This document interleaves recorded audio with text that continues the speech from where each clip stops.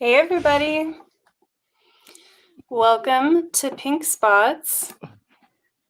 As you can see today, I am joined by Kye from the podcast Feelin Weird, and that's feeling with no G.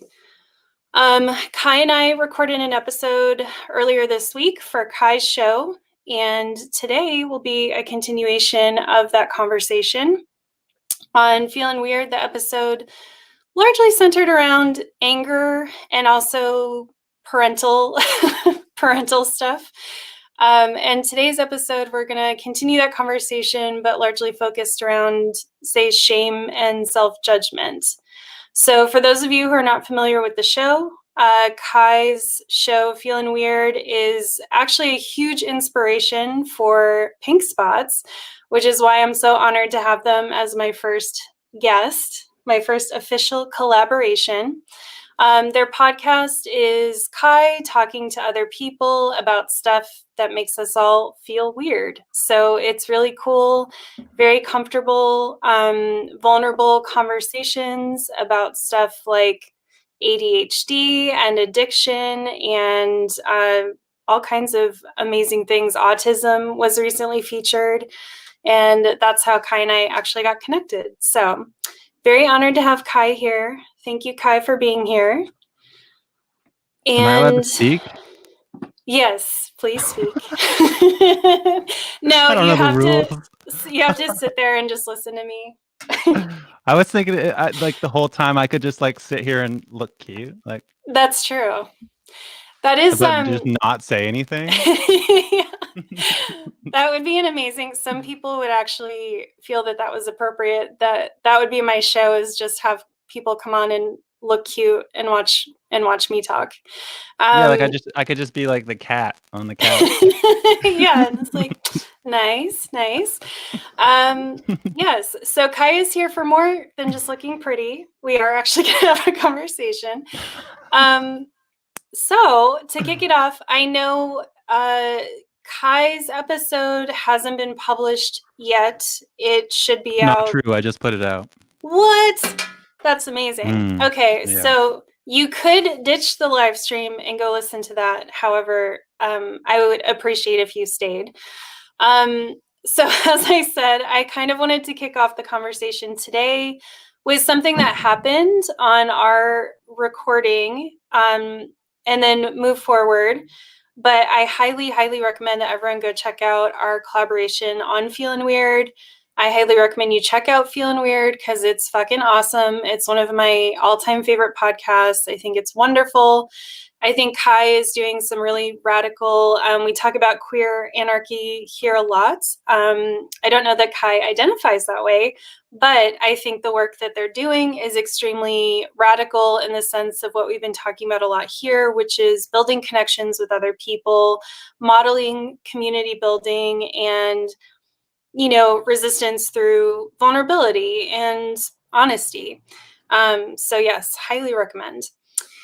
So, Kye, my guest, new friend, I feel like I am the cat. I'm just like, I've just been like being pet. Like, yes, tell me more. Say more nice things. I want to know more about how great I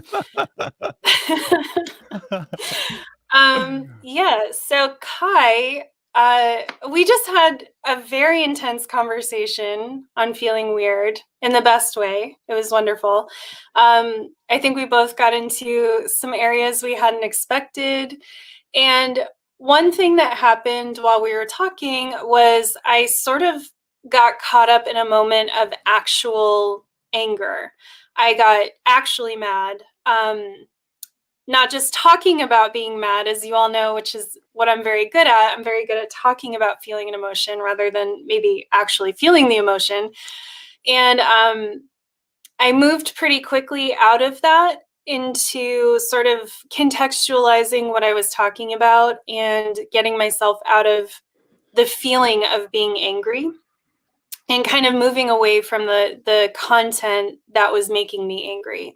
And Kye called it out, as a way to check in and say, hey, I noticed that you sort of backed away from this. Are you okay? Are you feeling all right? And it really stuck with me after we stopped recording. And I was really deeply thinking about, like, why did I do that? I wasn't even super consciously aware that I had done that. Coincidentally, I also watched Hillbilly Elegy. I think that's the name of it, Effigy, that night, which I highly recommend. But, it was perfect timing because it was a movie. This is no spoilers. It's a movie about, really about a guy who comes from a family where his mother struggles with addiction. And, they're like a hillbilly type family, like a poor white family. And him struggling to, he's in a moment where he's about to improve his station in life, but he's getting pulled back into this family drama. And in the movie, he tries to keep his girlfriend from seeing the reality of his family situation. Like, she wants to come back home with him to support him. And he's like, no, I don't want you to see this. And it just made me think a lot about how there is a big difference between telling people something as a fact and then allowing them to actually feel the texture of the reality of what that is. So I think for me, part of the pulling back was that it was getting too close to actually allowing people to kind of taste and feel and smell like what happened to me rather than intellectually understanding it.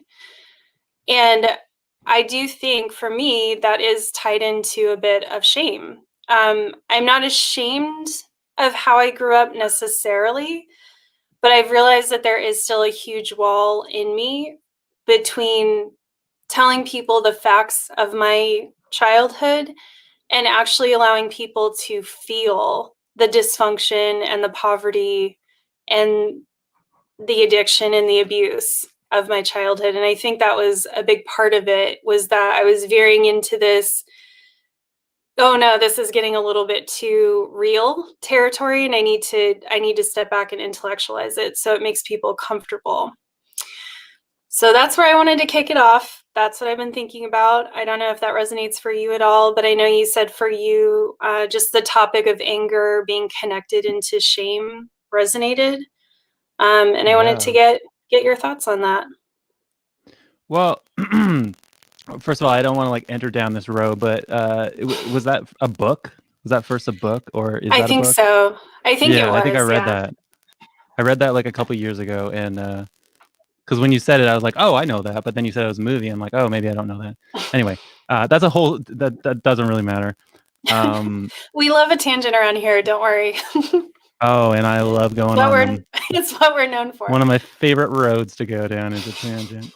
I have these things that I bought from like the hardware store the other day, and I accidentally stole them. And so now they're my fidget spinner. Oh, nice. So I'll just be playing with this the whole time. What the fuck am I? First of all, I just want to say that I feel very nervous. It feels like I grew up playing shows and being in bands and doing live performance art and all of that, and so this feels very similar to that. It's like I'm on stage or something, but like, except I can't see any of the people. It's very strange. So I feel like scared, and also like, but it's also like, oh, it's fun. It's like a fun scared. That's how I am every time. I'm still nervous right before I go live, but it's also like a thrill. Like I can't imagine going back to just regular podcasting now all the time. Right. Yeah. Well, I think I picked up on that right away when you asked me how I was. I think I had already kind of picked up on something. Like I could kind of tell that you were feeling maybe nervous or something was up. And when you asked me how I was feeling, I like didn't know how to answer because I was like, I don't know, is there something happening and this like always happens where I can pick up on something, and then if the person doesn't say explicitly what they're feeling, then I start to question what I'm like, whether I'm like intuiting it wrong and yeah, I've been talking to my partner about that a lot, where I'm like, it's like been such a source of like frustration and shame for me, where I'm like, because I'm so intuitive, but then at the same time, I just like judge the shit out of myself and tell myself I'm wrong. Yeah, that's very relatable. Yeah. And I struggle with like this format is going to be challenging for me, even though I'm excited about it, because I always really worry about people being comfortable and people having like full consent, I guess, like fully understanding what's going to happen, understanding what's coming up, understanding what they're consenting to. So yeah, I get on, the first time I do this with someone is always difficult for me because I'm like, I want to make sure that I don't forget to tell them something and that they're okay and they know what's coming up. But then I kind of don't have time to like take a breath and just sort of, center. Yeah. So yeah, that's probably what you picked up on. Yeah. I'm glad that I could bring it up and we could just talk about it, because it like calms me knowing, like, to hear that your experience, because then it de-escalates that story in my head that I did something wrong, because that's like the child part of me learned, and which goes into shame. It's like that I did something wrong. I'm the problem. I caused my dad's anger or my dad's frustration or him shutting down. So hearing your experience, it's just like, okay, it's okay. And then my intuition is no longer debilitating. It's actually the superpower that I think it can be. Yes, I love that. Yeah. Okay, so I want to answer your question, and I don't totally remember what it was, but I remember it was connected to anger and shame and our conversation last time. And if I give myself a second, I can remember. But I think because it's a live stream now, I feel terrified that I'll leave some silence and then someone will write a comment about how I take too long to answer things. Well, the children are on their best behavior when we have guests, so you don't have to worry about that. Plus, I'm a cat, so it doesn't even matter. Yeah. They can't. Well, you're pretty, so people can just look. They can look at both of us while we're thinking, and that'll be fine. I'm blushing. We're getting a little buzz on your audio. I don't know how to troubleshoot that. Okay. But maybe you just check the connections, or if you have another mic. Well, the mic hasn't changed, so I think I'm gonna switch it over to.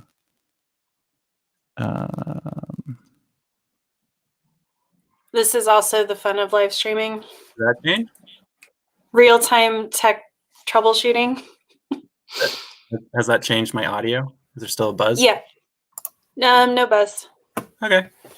Perfect. Thank you. Solved. Okay, so to answer the question, what was the question?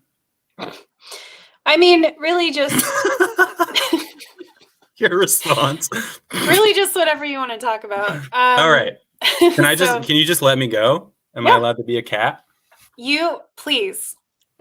Okay, so what you said really resonates with me, and I think it ties into basically my entire journey, which is learning to feel and process my emotions, not just intellectualize them, which is what I've been doing all my life because I grew up in a family where I wasn't able to process my feelings.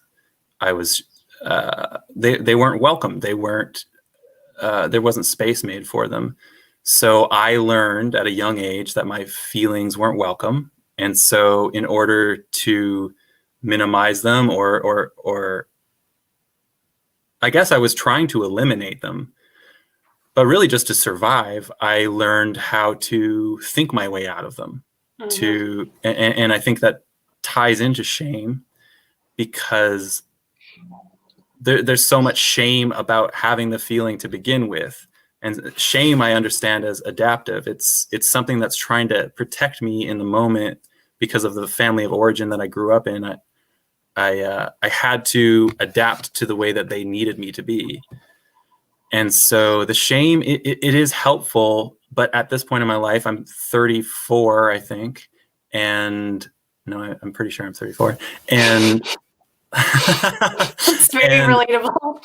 It's no longer helpful. Like it's so painful and debilitating, and it shows up as me staying in bed all day, or me just telling myself I'm a piece of shit that like will never do anything right and will never get anything right. But going back to that is intellectualizing emotions as opposed to actually processing them, I think is such a big part of not only my life, but like most people's lives, and especially people that have not as children had like emotional processing modeled for them. How's that land for you? Yeah, that resonates for me pretty heavily. I also grew up in an environment where there was no space for my emotions with my father, who was disgusted by them and made that very clear, or annoyed by them, right? Angered by them, bothered by them. And then my mother, who was often in the midst of her own emotional crisis and needed me to take care of her. So I've gotten to a point where I think that's because a big part of what I kept chewing on after our other conversation was, how is this tying into shame for me? Where's the shame coming from, right? And I think for me, it's still because with my mother, I don't think it's shame so much as it's a primal fear. It's that it wasn't safe to be lost in my emotions because my caretaker was lost in hers. So I had to keep it together because no one else was going to. And I was often left in charge of my younger sisters, who were 3.5 and 7 years younger than me. So they're like significantly younger. You know, I was at times in charge of like literal babies. Um, so with her, I understand why I'm afraid to get lost in my emotions, but I couldn't quite pinpoint why am I also feeling shame, because I was surprised by that. I didn't think that I had a shame response to my feelings, but can I interject here? Mhm. What did the shame feel like, or like how did you know it was shame? It just, well, I think your question made me really uncomfortable, and I'm not often uncomfortable, you know, and I had Do you mean when I pointed it out that you had changed the subject, or? Yeah, not when it happened, but after we stopped recording, I was walking around all day feeling really anxious. And for some reason, I just kept feeling like, for me, it can be hard to piece apart shame and anxiety, because usually shame causes me anxiety, which I'm sure it does for a lot of people. But that's kind of how I connected it to shame, because the way I grew up with my father is that I just often felt like I had done something wrong. Like I could just be sitting on the couch, not moving, and be like, all of a sudden, like, I've done something wrong, I'm in trouble, you know? Yeah. Because that was my home environment too. You know, he would come home and just choose something to be mad about, and then all of a sudden you're in trouble, even though you didn't do anything. Yeah. So that was kind of the feeling I had. And I'm like, this is silly. Like, why am I feeling this way? And then, like I said, it was good timing that I watched that movie. And I was like, I think that there's a connection here with how my father made me feel, which is that my emotions are disgusting and annoying and very bothersome. Yeah. On top of that, it also being because I knew we were doing something that was going to be public, there was also this shame of, oh no, I'm getting a little bit too close to people actually being able to truly feel my experience rather than just intellectually understanding it. Yeah. You know, when I was in high school, things were always bad, but in high school, things got really bad. And it made me feel like how I would go to school and maybe I would tell a teacher that I was having a hard time, or, you know, my guidance counselor. And that was one thing, to just say I'm having a hard time, you know, my mom's drinking and these things are going on. But I didn't have friends over. Right? I didn't have anyone come in my house and actually see my mom be drunk. So that's what it felt like to me, is like, this is the difference between me talking to a counselor about my mom's drinking and someone coming into my home and seeing my mother drunk. Like the cops brought my mom home a few times, you know, and it was just that feeling of like, oh, someone else has actually seen our family mess. Like they know what my mom looks like when she's drunk and how she acts. And that feels really shameful. Even though I'm not ashamed of my mom drinking, it's a very confusing thing to me. I can say here, my mom's an alcoholic, and not feel shame about that, and not, and have empathy for it. But someone seeing my mother in the middle of a drunken rage or a drunken stupor, that's a different thing. Yeah. Yeah, I get that. Yeah. It's like, yeah, I hear you, and I can connect in my own way, even though I haven't had that experience. And what comes to mind for me is like this idea of being like really like for someone seeing me in the parts that I don't want to show. Like I get the sense that whatever it is that was that I pointed out is something that has protected you. And I think that something that protects you is it's like it's like when someone, okay, I'll just like take this, I'll own this. Like I have my own protective mechanisms. And if you were to point them out and show them, suddenly there's like this idea that I can't hide behind them or protect myself from you. That wall's gone, and that wall is there to protect me. Like it's my safety wall. Mm-hmm. So to me, it makes sense why that would feel challenging, or you would feel anxious, or there would be some shame that would come up, because I think what happened was like a really vulnerable thing. And I could tell that there was something there. I think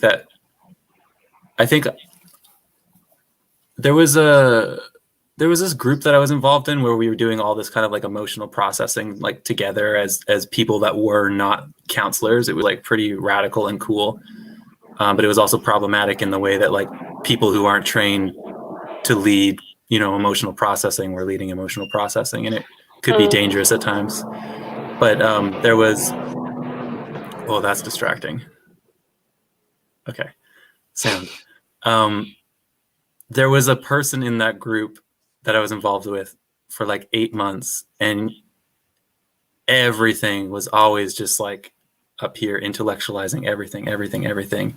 And me and this other guy who was autistic were just like, no, get in your feelings. What does it feel like? Give me the feeling. And clearly it was a trigger for me and for him, because I've been around people that intellectualize everything, and I just feel it. But then I've also learned to intellectualize it. And then I feel like frustrated when I see other people intellectualizing it, because I'm like, no, but you can like get to the heart. Like, let's see the sadness. Let's see the anger. Let's see the scared. And so I'm very like attuned to that. And I'm very aware of when people are intellectualizing their emotions rather than like feeling them. Mm-hmm. And so I think that's why it was like very obvious to me. And at the same time, I can see, it's interesting now to hear your perspective, because I wouldn't have thought that like, oh, that would have brought up some shame for you or for the person who I used to be in that group with. I wouldn't have thought about that. And it's so interesting to hear that, because like now, like, oh, right. Now I think I can I think at least it'll give me more compassion for you or for someone else in the future if I ever do that again. Because I don't think it's a bad thing to do that. It's just, I wouldn't have thought about shame coming up from that. I think in my head, I would have been like, oh, this will be helpful. This will just lead to more connection between us. But potentially it could actually be very, very destructive, because that is like something that is very helpful for that person potentially. Does that make sense? Mm-hmm. Yeah. And I mean, I was as surprised as anybody that shame came up for me. And that's why I spend so much emotional energy, particularly that night. But I mean, ever since we had that conversation, just being like, what is this? Why am I feeling this way? And I think, yeah, you nailed it too, that, when you have a coping mechanism that has become so ingrained in you that you're not even really consciously aware that it's a coping mechanism, it can just feel very scary to have someone point it out. Because I know for me, I mean, if I'm aware that I'm doing it, that's one thing, but to not be aware, especially as someone who tries to do so much introspection, and it's not like I don't know that I intellectualize my emotions, but I don't think I was like,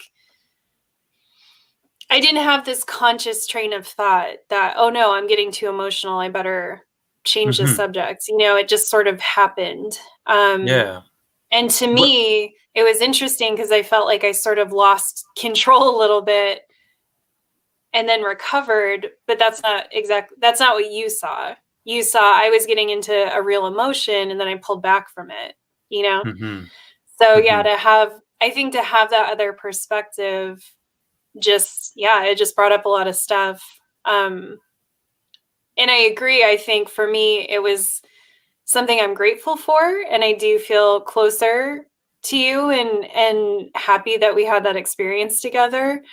But I can see how for some people it could be, I'm always very worried about triggering someone else. which is hard because I'm like you. I also notice things and like to ask questions and kind of challenge people. So Yeah. it's always a weird line to walk where you're like, is it okay that I point this out for someone? Because I think at the end of the day, most of us want to be truly seen. So we kind of want someone to see through our coping mechanisms, but it can also be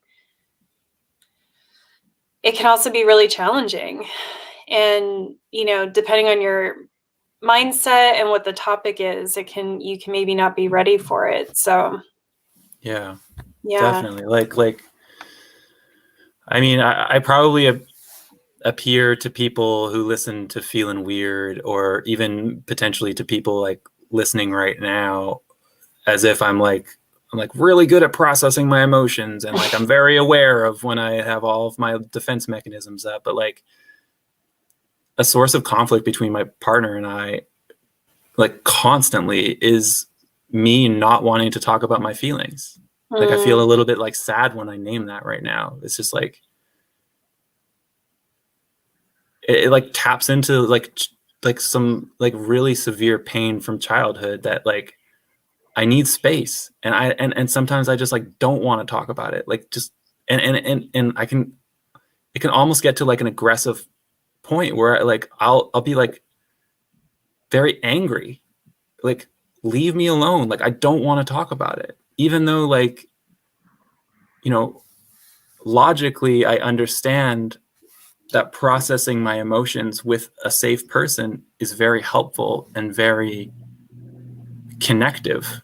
And I will feel better if I do that. But sometimes, like, because of how I've grown up, that's not accessible a lot of the time. And sometimes I just need space. And sometimes I just like, I want to be left alone.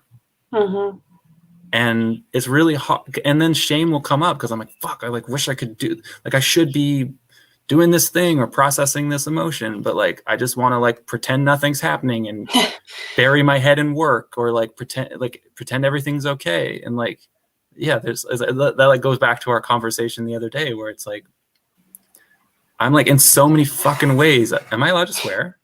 We joke that it's required here. Okay. Yeah, so but you must say at least one F-bomb per episode. Actually, on the outro of our episode that I just posted, my last few words were just, I think there were like 7 expletives, and I was like, I don't fucking care. Anyway, I like the last episode of yours I listened to. You were like, whatever you say, you're like, you motherfucking weirdos. And you're like, and you're like, I don't know why I just said that, but I stand by it.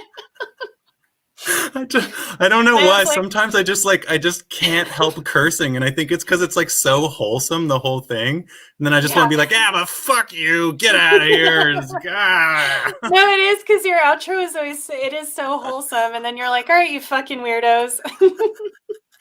And I was like, I love Kye. Oh, that's so nice of you. Thank you. Yes. What I was gonna say is that in so many fucking ways, I am just like my dad and just like my mom. And like, when I feel so frustrated towards them because they're avoiding their feelings or they don't want to talk about it, it's like, when I'm in the position where I'm me and I'm talking to them, I'm just like, what the fuck is wrong with you? Just come on, let's talk about it. Let's feel it. And then when I'm with my partner, I'm just like, leave me the fuck alone. I don't want to talk about it. Get out of here. It's hard. Do you find it, oh shit, I had a question. I just lost it. It's like, side note, how do you pay attention to comments and stay engaged? Like, I just one time, I don't know if you noticed this, but one time I clicked the comments just to read, and I saw someone wrote like, I'm like 34, I think, and LMAO or something like that. Yeah. And I just started laughing, but then I was like, no, but I'm talking to Nic. Like, and then I was like, trying to act cool. Very difficult. It takes a lot of practice, and also I probably shouldn't. But yeah, I've gotten better at it. It's hard because the comments are so amazing, but then you're also like, I'm definitely not going to be engaged with my person here if I'm reading all of these. Anyway, I was going to ask you something about, Oh, I was going to ask you, because this is something I think maybe I struggle with is, and I feel like I maybe kind of noticed this when we talked, is it hard for you to know, like, even what you need when you're in these moments? Because I struggle with that. Like, even if I have a hard time picking romantic partners in particular who are just supportive in general. But like, I have a hard time finding people where I feel like there's space for all my stuff. And then when there is, I find that sometimes because I'm not used to it, it's so hard for me to name what I actually need. And I think that's part of where my intellectualizing comes from as well, because it's like I'm insulating other people from me ever actually being in a place where someone's like, fuck, like, what do you need right now? Because you're in a bad way. Yeah, I kind of always keep this measure of control. So anyone close to me is like, oh, I know because you told me that you're upset, but I don't feel like I'm worried about you, right? Like, I don't feel like you're like spinning out right now. And yeah, I find it very difficult sometimes to even answer that question, like, what do you need right now? Yeah. Yeah. Are you done? Mhm.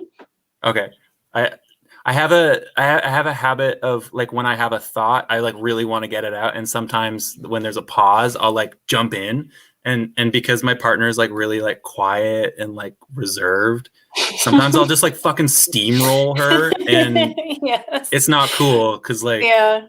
anyway, so I'm trying to like check in when I do that. And Well, anyway. I appreciate it here. Feel free to steamroll me because I talk a lot. So anyway, let me tell you about these fidget spinners. Yeah. Just yelled into the mic. Sorry. For Your that stolen peeking. goods. I know. We just blew everyone's ears out. Sorry, everyone. We'll fix that in post-production. I feel like I'm a little kid. Like, I shouldn't be given this power to just be like I feel like I'm on stage and I just get to show off. It's really fun. Live streaming is super fun. It's like a drug. Once I started doing it, I'm like, I can never not have people reacting in real time to my thoughts ever again. Oh man. I feel you. Okay, I changed the topic, but I'm coming back. Is a really good question. Is a really just so pertinent, because that, like, my relationship with my partner is the first time in my life that I've like navigated what do I need. Mm-hmm. My whole life I've been like, why do I feel so alone? Why do I feel so like fucked up? Why do I feel so disconnected and like no one understands me? I need so much help, like going to the psych ward or going to counseling, whatever, like all of these things. And all of this time, I just like wanted help. I wanted support. I had no fucking clue what I needed. And yeah, so it's like over this last like almost 2 years, relationship is like trying to figure out, what the fuck do I need? And it was really I think my therapist that kind of got me in touch with that. And the more that I've practiced it, the better I am at understanding it. Like, I'm getting a lot closer to understanding it. But the really cool and confusing part about it is like, I have to go into those areas where there's so much shame. Yes. And be like my partner was gone all day yesterday, and I felt so happy. I loved just having the house to myself and being able to work by myself and not having her interrupt me. And then when she came home, even though I knew she was coming home at a certain time, I felt angry and I felt scared. And so in the morning, she asked me, it was so interesting. She's like, did you feel a reaction when I came home? And I was like, how? What the fuck? Because I'm very honest with her. I'm very open, because I'm trying to figure out what my needs are. I'm going into those places where, like, yeah, sometimes I feel so mad when you like come down the stairs. And all of my life, I felt so much shame about that because I thought I was a bad person. I thought I was just like this curmudgeon piece of shit that like wanted to be alone. But really, it's because I feel scared. I feel overwhelmed when like someone's going to come into the space because I don't know how to react. And it probably goes into some childhood trauma that I haven't processed. But because she's like curious about that and wants to support me, she like doesn't take that personally, and she understands that I have a reaction when she comes home sometimes because I feel like overwhelmed. And so it's like figuring out, maybe that's not the greatest example, but it's like figuring out how I can navigate that with another person so that we can both get our needs met, because her need, is probably for connection, to feel safe. My need is to feel safe and to feel connected. But I have all of these challenges and these obstacles that are, I think, like connected to like autism that just like was never fucking diagnosed. Yeah. And a lot of it is feeling overstimulated by sounds and light and people. And it's like, until I figured out this piece, and I don't have an autism diagnosis, so I'm not like advocating for like people with autism or autistic people. I just like, it has finally allowed me to like look at the parts that I haven't looked at all my life and be like, okay, there are some unmet needs that I've been going through my entire life. And like, what are they? Because now I have to be very honest about like, hey, sometimes I feel mad. Sometimes I feel mad when you come and you want to hug me because I don't want to be touched. And there's so much shame around that. Yes, fuck yes. I have really struggled with that as well. And I also find that understanding that I'm autistic answered a lot of questions for me because, all right, let's go on a little journey. So there's a couple thoughts I have. One is that I am able to get, it's not sexual and it's not romantic, but I'm able to get a lot of fulfillment and stimulation from being alone. And I don't think that other people who are not autistic, introverted, whatever it is, right, can really understand like how, like I can sometimes, especially at night when it gets quiet and everything settles, I'll get this high and I'll feel like, I don't know, it's like my whole body's buzzing and I just feel so good. And it's like everyone's asleep. I'm by myself. I can't explain it to people, but I found that has created a lot of conflict in my relationships, of the fact that I'm not, because I think people kind of want you to be a little miserable when you're alone, right? Or they want you to enjoy it for an hour or two. They don't want you to enjoy it for long stretches of time. And it sounds amazing that you have a partner who like understands that and is not taking it personally, because I've dated a lot of people who take it very personally, and I've had friends who take it very personally. That I truly get pleasure out of being by myself. And I relate to you. I think a lot of it's like being able to be hyper focused on something.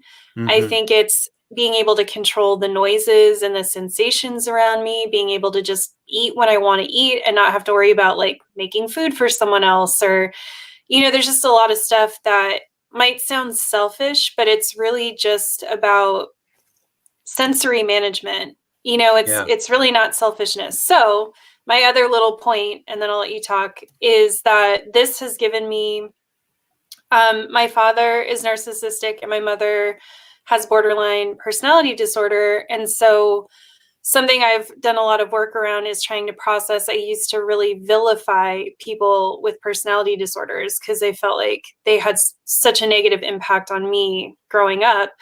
However, I had already done work on that, but I find now understanding that I'm autistic has given me a lot of feeling of connection to people with personality disorders, because Well, first of all, so many traits of autism are mistaken for personality disorders. So I can understand what it's like to have someone vilify you because you don't express yourself the same way they do, or because your needs are different. But I also find that, for me, I think something that's similar is that like I experience empathy differently. I do have very high empathy, but it's just maybe in a different way from other people. I express love differently. I experience love differently from other people. And that's given me a lot of insight into, just the ways that we pathologize and vilify people's needs when really we should just be like your partner being like, listen, I love you. I would rather you be honest with me and at least attempt to meet your needs, right, than take this personally. But I mean, I think that ties into how much the media and other people portray that love is supposed to look a certain way. And one of those certain ways it's supposed to look is that you want to like be around each other all the time. I was long distance dating my ex many years ago, and we didn't talk on the phone every day. And I remember so many of my friends like just couldn't like get over that. And I'm like, I don't want to talk to someone on the phone every day. Like, I'm actually very happy about this. And they all thought it was a sign that he was cheating or that we were going to break up. And I was like, no, I don't want to be stuck on the phone with someone all day. I don't like that, Yeah.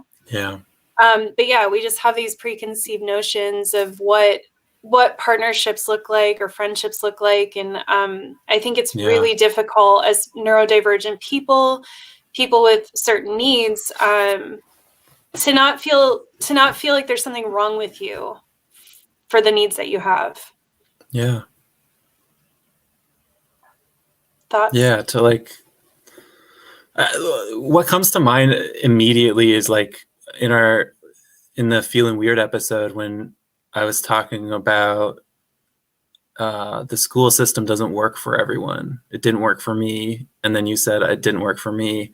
It's like this idea of like institutionalizing everything because like there should only be one way that people exist. Is like love exists one way, or like friendship exists one way, or like a job exists one way, or and it's like I like fundamentally just like cannot fit into that mold. Like I need, like, in order for my needs to be met, in order for me to flourish, I have to exist the way that like I exist. Like I can't be like put in a like, it sounds so silly to say, but like I can't be put in a box. Like I have to be allowed to like process the way that I process and express myself the way that I express myself. I need to be allowed to like feel my feelings and however they come up. And yeah, so like I don't know. I felt like someone broke up with me when I was like 19 because I didn't want to call them every day, and that I didn't want to have sex with them, and it was like both of those tie into like my own personal challenges, which is like a lot of the times I don't like being touched. A lot of the times I like feel terrified of sex, and a lot of the times I don't want to talk to people, or like I don't like it's weird to be like having this conversation. It's like I probably seem like I'm very like social and like outgoing, but I'm not. I don't like talking a lot. I mean, sometimes I do in spurts, but like only when I feel ready to. I can't be like when you said I need, like sometimes I need to, like I can't remember if you said hyper focus or concentrate on something, but like that's totally like that comes up all the time between my partner and I. When I'm concentrating on something, whether it's like I'm working on something or I'm listening to a podcast and doing something, and she comes up and she wants to talk, I feel so mad because then it's like distracting me. And it's like until like I've started to kind of like figure out what my need is in that, I've just felt shame about it. I've just like thought I was such a shitty person. Like, why can't I be like other people that like, oh, I should just feel happy that she wants to talk to me because she's so supportive and kind. But like, if I buy into that story, then I'm neglecting like my need, which is like, sometimes I feel overwhelmed by like someone coming up and talking to me when I'm not ready to. Yeah. I have had so many issues with that in relationships. And I think I have now realized in hindsight that all of the people that I've been closest to and like crazy in love with have been other neurodivergent people, because we tend to be able to get lost in stuff, not together, but like at the same time, and also understand that drive, to understand that like if you're just lost in something, it's a beautiful thing, and to not take it personally, to like not want to interrupt that. But yeah, I've had so many struggles. I dated one person in particular who, I would say I need time to myself.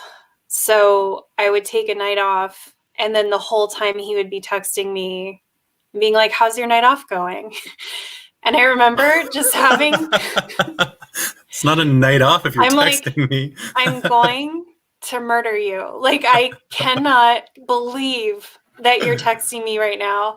And it's been a joke with friends of mine that I get mad at what other people think are silly things, but like I hate when I'm dating someone and they're like, "Hey, how's it going?"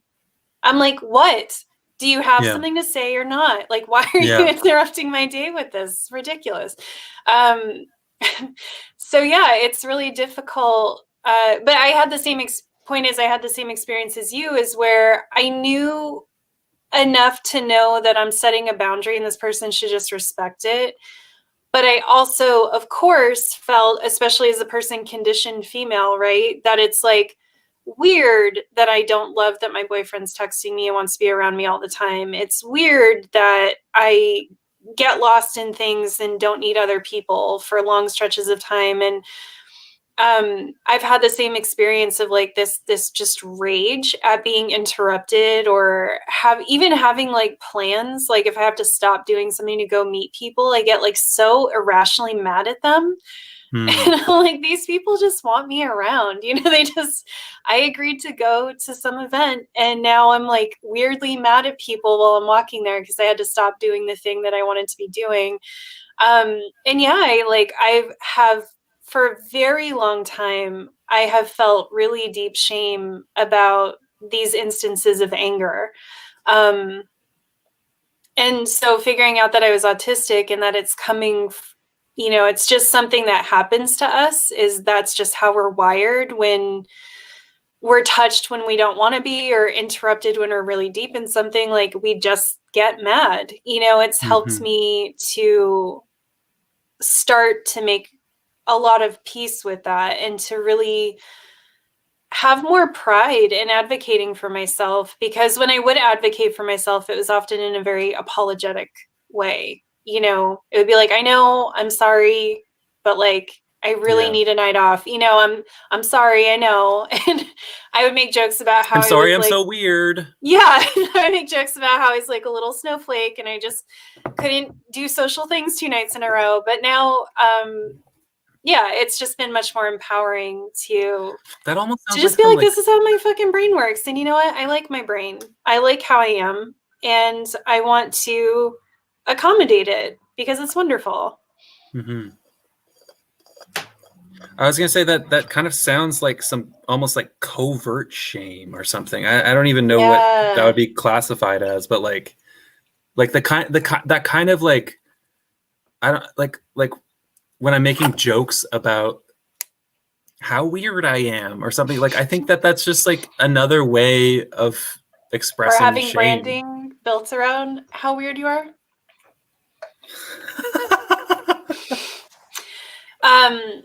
I didn't think about that. Yeah. Well, and it's like my last show was called Bitchy Shit Show. Right? Because it's like branding around, look, sometimes I'm a bitch and I'm just going to get in front of it. Right? So I don't have to feel bad about it. Oh, that's so interesting. I wondered about that. Yeah. Because it's so interesting, because my reaction to that is I feel scared. Like when I saw when I saw your email that was like, "Hey, I'm like part of this like podcast called Bitchy Shit Show," and instantly I was like, I feel terrified. And it's interesting that that's my interpretation. That's you owning something that like, yeah. It's so it makes sense now. Well, and it was and now a lot of now I can things, understand my own reaction. Like that's my shit coming up.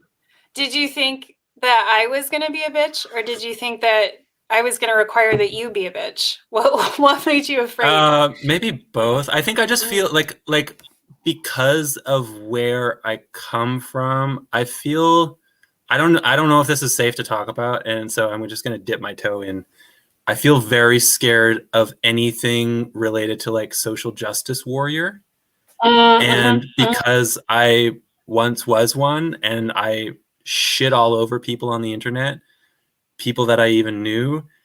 And so when I saw that, I kind of projected myself onto it and some people that I knew from the past, some people that I had very explosive relationships with, and I still have some like unresolved feelings about. So I just projected all of that onto you. Well, and that's funny because the name was actually sort of a reaction to those types of people. See, that makes sense now. Yeah, because I also have issues with that.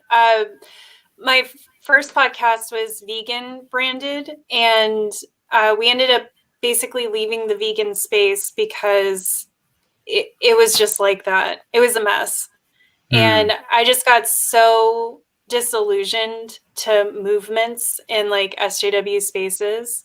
Yeah. So anyway, that's all just very funny that we both kind of branded things in a way to be like, don't, haha, I'm getting in front of it. Yeah. And it's funny because I hadn't even really thought about I've thought about the name that I picked, like Feelin Weird. But I never thought about how that's kind of making a joke about it. And now I have something to think about. Yeah. But like, yeah, when I started the podcast, it was like a lot of laughing as a defense mechanism. And now it's like a little bit less because I think I've like processed some of that stuff that I was laughing at. And it's interesting to notice how laughter was like a really big part of my coping in the world. And the first time that I went and saw my current therapist, she made a comment. She's like, I don't think I've ever had someone in here that's laughed as much as you. And it's and simultaneously I would like cry, and then I would laugh, and then I would cry, and then I was laugh. It was like my brain couldn't even handle like having someone hold space for my feelings. And anyway, yeah. No, I relate to that a lot. I use a lot of dark humor. So I'm like either intellectualizing or I'm making jokes, And yeah, I've had that experience in therapy where the person's like, you're very charming and I'm enjoying this quite a bit. However, you need to like feel your actual feelings. Like I see what you're doing here. Yeah. Yeah. And it makes me incredibly uncomfortable. And I think that was part of the experience I had with you was just this having someone see what I'm doing and calling it out and making space for me to step into it. I'm always so grateful for it, but I'm still at a point where I kind of don't know what to do with it. So I get kind of like, oh, which is so funny because I'm like you as well, where I can see people doing stuff and we'll call it out. I mean, I usually do it more maybe in like romantic partnerships or close friendships, but like I notice stuff and I'll call it out and people are like, whoa. But I'm not used to people doing it to me, which is part of my exploration recently is realizing that I've had a lot of relationships in my life that I could manage and trying to step out of that. What do you mean? I've had a lot of relationships in my life where the other person is a mess in some way. And I mean that with love, but yeah, I've had a lot of relationships where like I'm the insightful one. I'm always acting as therapist. I'm always acting as like, I can't tell you how many people have said like, oh, you're my rock, and so in those situations, there's not a lot of attention paid to me and the way that I'm managing the situation, right? The other person's just grateful that I'm doing it. So I've realized it's allowed me to really hide behind these coping mechanisms big time. I kind of wonder if the laughing thing, maybe you've thought about this, or maybe you'll have some insight on it. I wonder if it like that's like some form of masking. Like I'm sure it is. Yeah, some way that I learned how to kind of like. Yeah, I can't actually like formulate that into words, but I'm having a thought here, and I don't know. Maybe I'll follow it down the road someday. No, I could totally see that, and would love if you do have future thoughts about it. I would love to hear them. Because I know for me, a lot of my masking is like, what are people comfortable with and where are the lines? And, that's one of those things I feel that I learned pretty early on. And I used to be really into stand-up and really into like, I love like comedy as an art. And I think I picked up, pretty early on, even as a kid, because I was such a little shit. I was such a bitch when I was a kid. I have pictures where I'm just like mean mugging the shit out of people. Like my parents would take pictures and I'm just like giving dirty looks to everyone as like a little toddler. And in a way where it would make my mom laugh, because she'd be like, what the hell? Like, how do you have such an attitude as a 3-year-old? And I think I learned pretty early on that like laughter is a way for people to like you. I like the intellectual challenge of it. Like, I think it can be a way to display that you're smart without seeming arrogant. Yeah. Because you can be clever, right? You can be witty, and that kind of can display a level of intelligence. I have a lot of insecurity around people perceiving that I'm intelligent because of growing up in poverty. It was the way that I managed some social mobility, was by being very smart. To overcome the fact that like I was wearing, clothes from Costco and just looked like shit, basically had a cheap haircut and cheap shoes. And it was a way that I was able to ingratiate myself with people and get some level of protection and access. So anyway, yes, I love humor. Me and my sisters, every time we do talk about stuff, like we'll talk about the darkest shit, like the worst stuff that happened to us when we were kids, and we'll be like crying, laughing the whole time. So yeah, it's something I think about a lot, because it is something I've kind of noticed in recent years that I do tend to, I struggle with it because part of it doesn't feel bad. Part of it feels like it's a healthy coping mechanism, but I definitely know that I take it too far sometimes, or that I, like in therapy where it's an actual space made for me, I get very uncomfortable, and I'll use humor in that situation to try to deflect from the fact that the focus is supposed to be me and my feelings. Yeah. Okay, so what's coming to mind now is like, okay, you tell me how this lands. But what the first thing that comes to mind is how you were saying that you like, or you're drawn to people that I think the word was a mess, or kind of like don't have their shit together. It makes sense to me in my head why you would be drawn to those people, because then they take the center stage. You don't have to, like, none of your shit is brought into the open. It's all about them. The focus is on them. Yes. How does that make sense? Maybe that's something you thought about. I don't know. Like, no, 100%. And that's the funny part, is that, I've joked on these platforms for, there's like a long running joke that I'm, a megalomaniac, and that I'm like self-obsessed. What is megalomaniac? It's like Trump. I don't know. It's like, someone who like wants to run the world and thinks that they're God, and, yeah. So, I always joke about my like online empire and how I'm going to take over everything. And, which is funny because it's tiny, obviously. We can all see the numbers. Where was I going with I don't that? think it's tiny, but okay. I mean, it's huge to me. Anyway, I love it. But was that a way of minimizing your impact on the world? Wild success that I've had?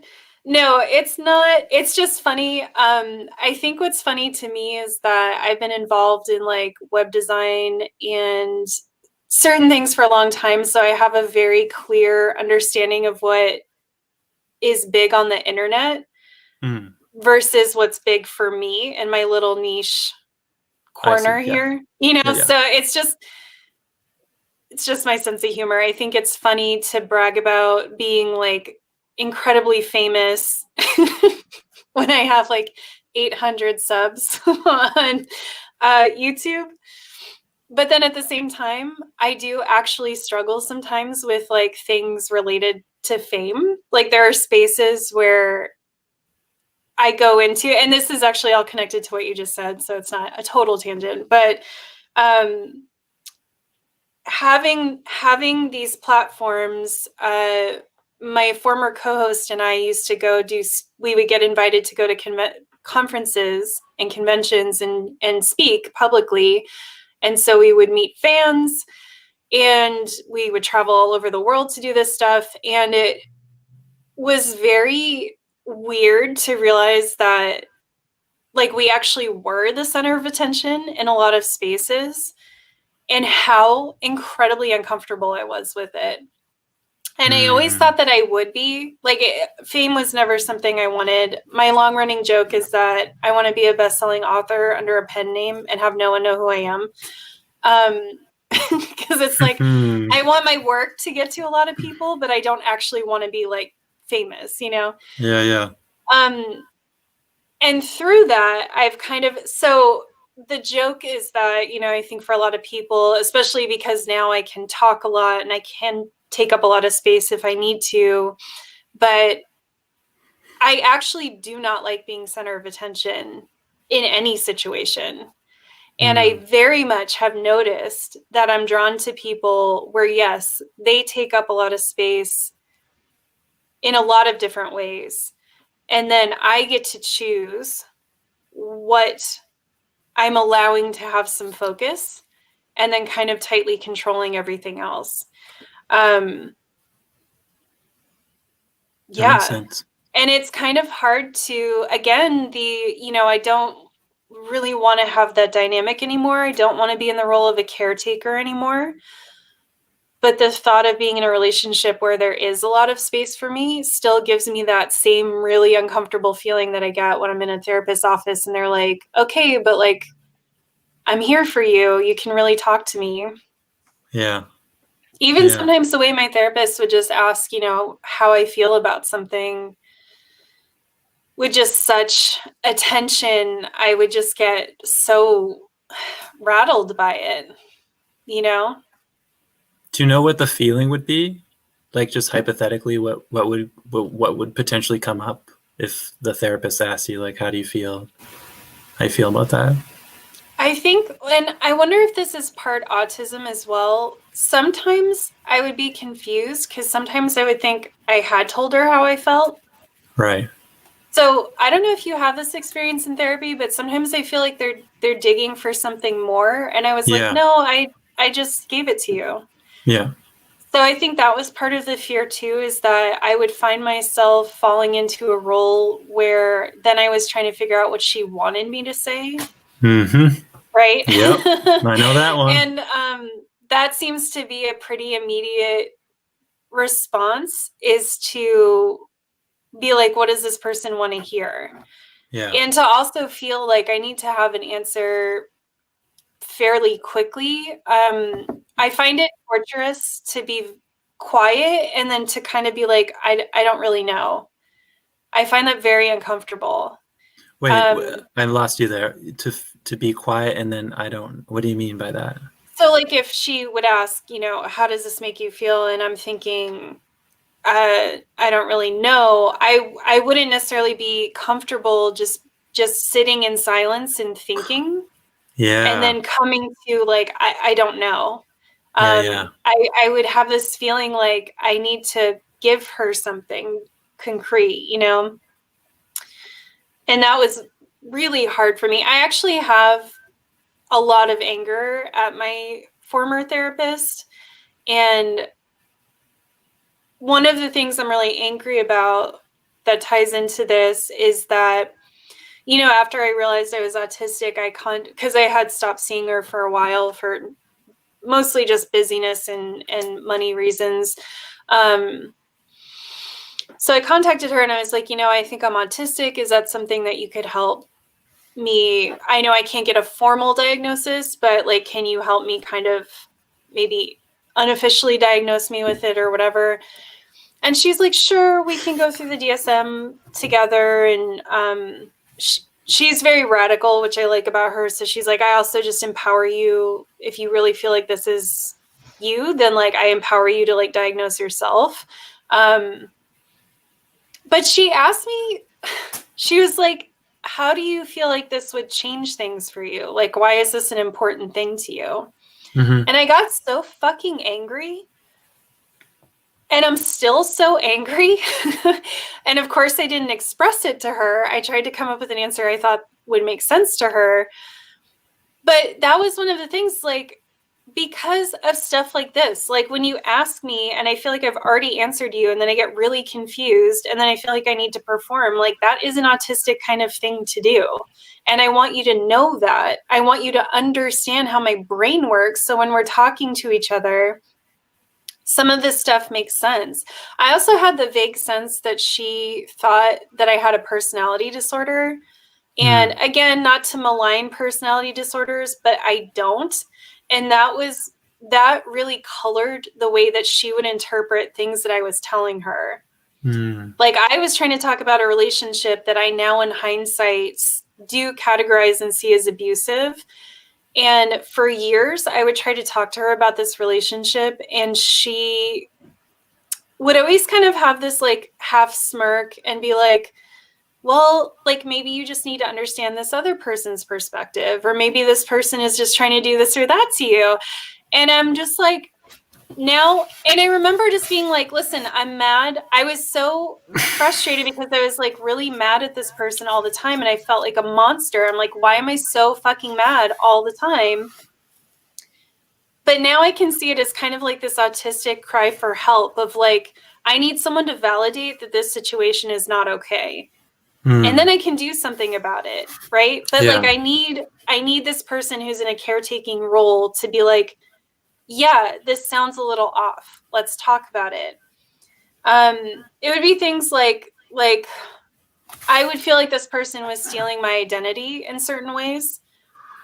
And I would say that, and she would be like, well, it sounds like they need, like you have a really good sense of self and they don't. So like, isn't that just flattering? But the thing is like, it wasn't even about the thing that the person was doing. It was about the fact that they were making me not feel safe. And I couldn't understand why they were making me not feel safe. So I was pointing at stuff that seemed weird. And what I wanted was for someone to say, yeah, like it's okay for you to not feel safe. It's okay. This does sound a little off. Like your instincts are good. It's okay for you to not feel okay here. And that's not what happened. So yeah, I just got so angry looking back on all of this stuff and realizing like I was an autistic person and we're all just inherently vulnerable, right? We just are. We're magical, but we're also very vulnerable because we're always trying to navigate the world. We're always putting ourselves in this position of being broken in some way or not understanding the rules or not masking properly. Like that's the perspective we come from. And I just feel like if I'm going to go to someone to get help, that person's position has to be counter to that, right? Don't help me mask more. That's not what I need. I need you to help me to stop masking. And just looking back on stuff, that's what I feel is that she was kind of like, it was almost like she thought that I needed help developing empathy and like more understanding of where other people are coming from. And it was like, what I needed was more boundaries and self-protection and self-advocacy. Not, oh yes, let me pour myself more into someone else's experience. I don't even know I went off on that, but I'm mad about it. Yeah, I can tell. Yeah. And it just... Yeah. Wait. Tell me if you feel comfortable with this. What does the anger feel like?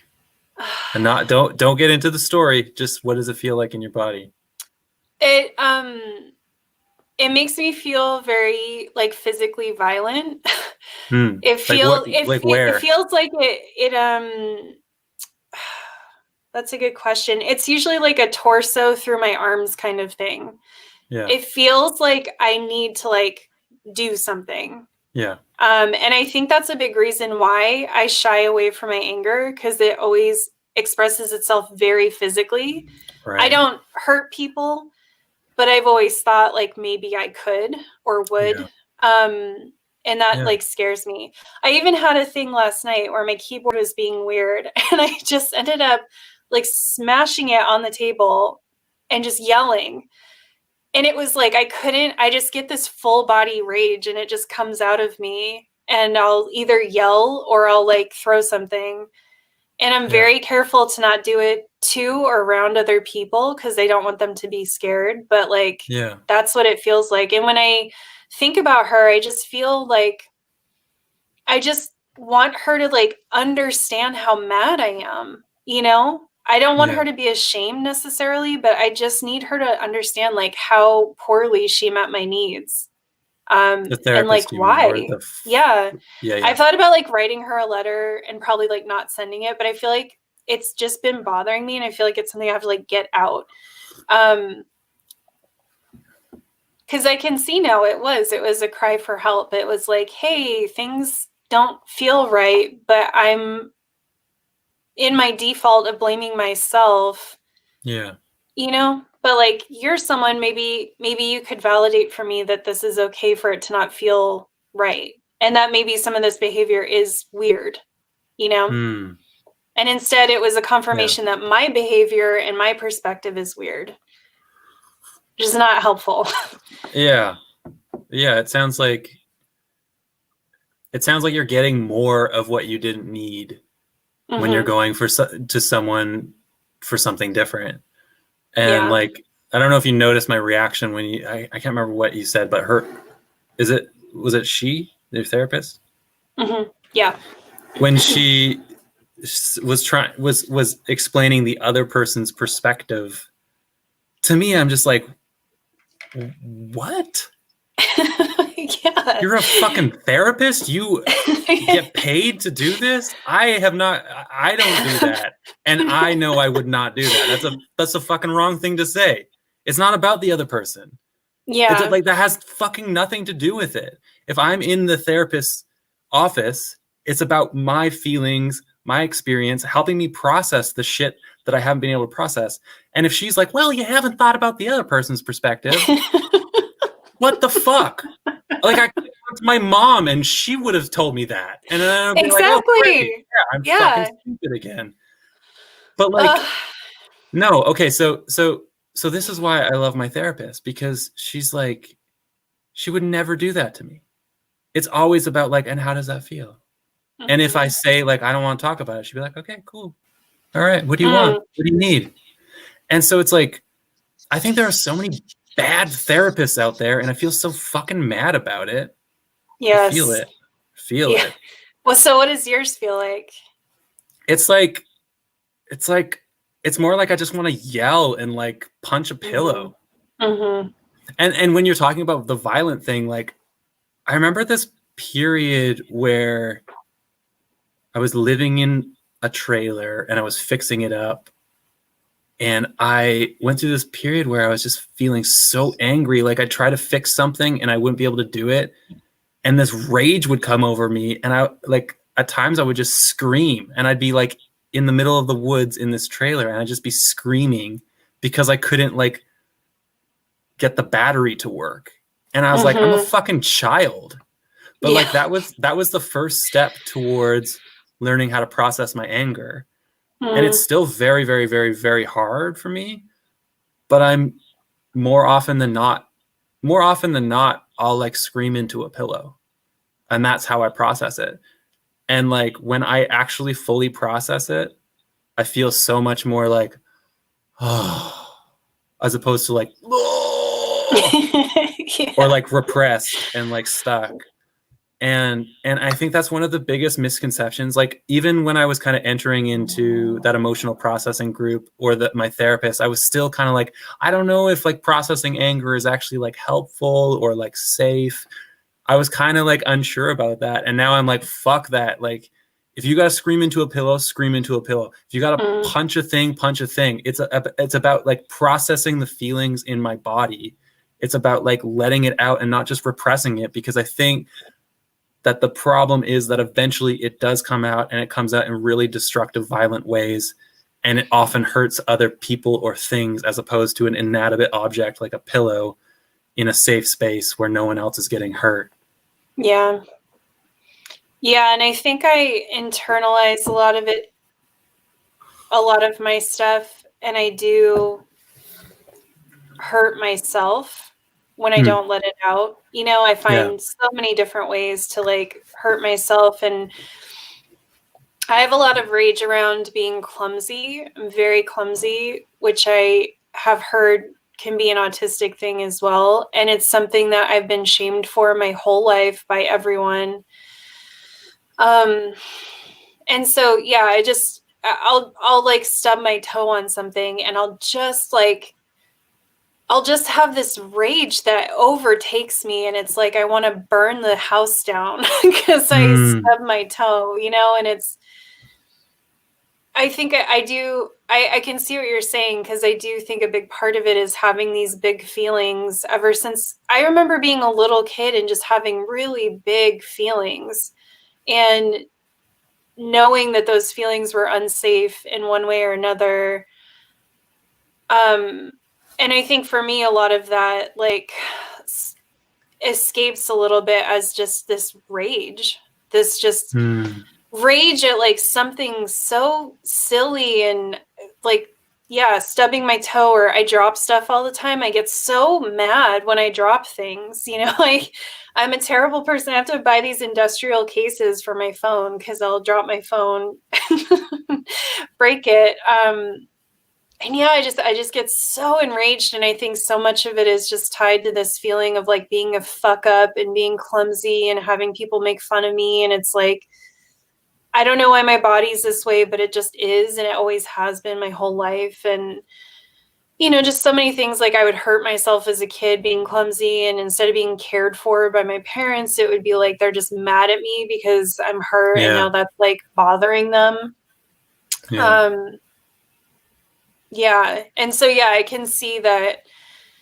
I mean, I think it's like what happens to men and people conditioned as men, right? Like you're taught that such a wide range of your feelings are not acceptable, that like the rage is all you can kind of access.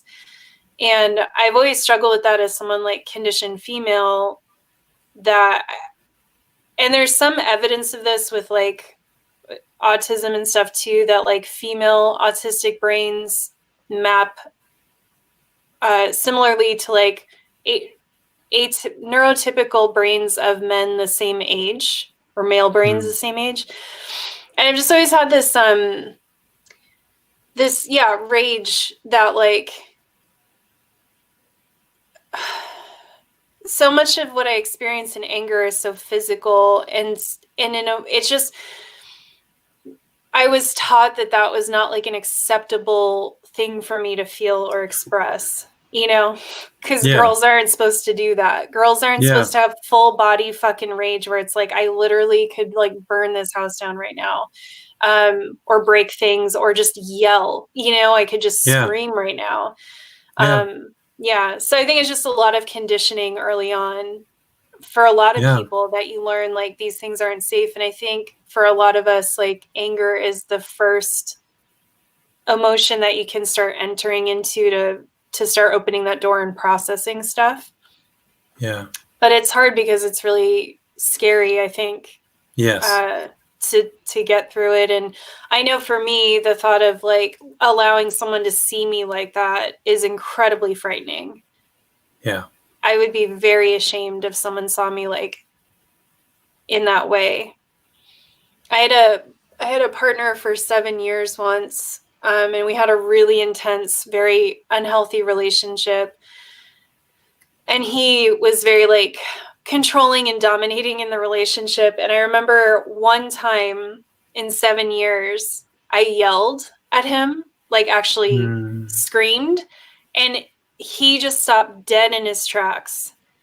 And he was just shaken to his core, because that's how much even though we were super dysfunctional, we would fight all the time. Like, that's how much I was always tightly controlling myself, that for me to just raise my voice, like, just like knocked him over, because it just was something I'd never done in that huge length of time.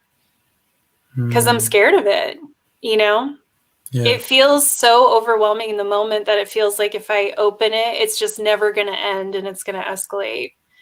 But that's it. That's totally it. That's like the fear or the story that if I let this out even a little bit, it'll never end. And that's like the story that I've had to kind of gently and compassionately silence as I continue processing. The more that I process this stuff, the more that the story gets a little bit smaller. That like, oh, if I let this sadness out, or this sorrow, this grief, this anger, this fear, it'll never end. And I think that story, I'm not totally sure where it comes from, and I'm not a scientist or a psychologist, but I'm sure it comes from childhood, and it's some kind of adaptive mechanism. But it's just simply not true. Like the science shows, again, not a scientist or a psychologist, but the science shows that when emotions are processed, they don't multiply. It doesn't get bigger. It doesn't get like unstoppable. It actually, like, my body regulates itself. I come back into like a homeostasis state, something where I'm like feeling calm. Like that I say this with like belief in it, because I've felt it and I've experienced it. When I process my anger, especially in like connection with my partner, because she feels safe to be around it. If someone witnesses my anger and I fully move through it, the other side of that is like calm and even joy, sometimes even happy. It's simply not true that it will never end, even though in the moment the story is that it's true and it'll never end. I know what that feels like, because I still come to that. It's not like I don't think that anymore. I don't feel that. That story is still true, and I block my sadness and I block my anger because the story is true, but it's not. Yeah. Yeah, and I think I have this subconscious belief that to outwardly actively be angry with someone is inherently a destructive action. Right?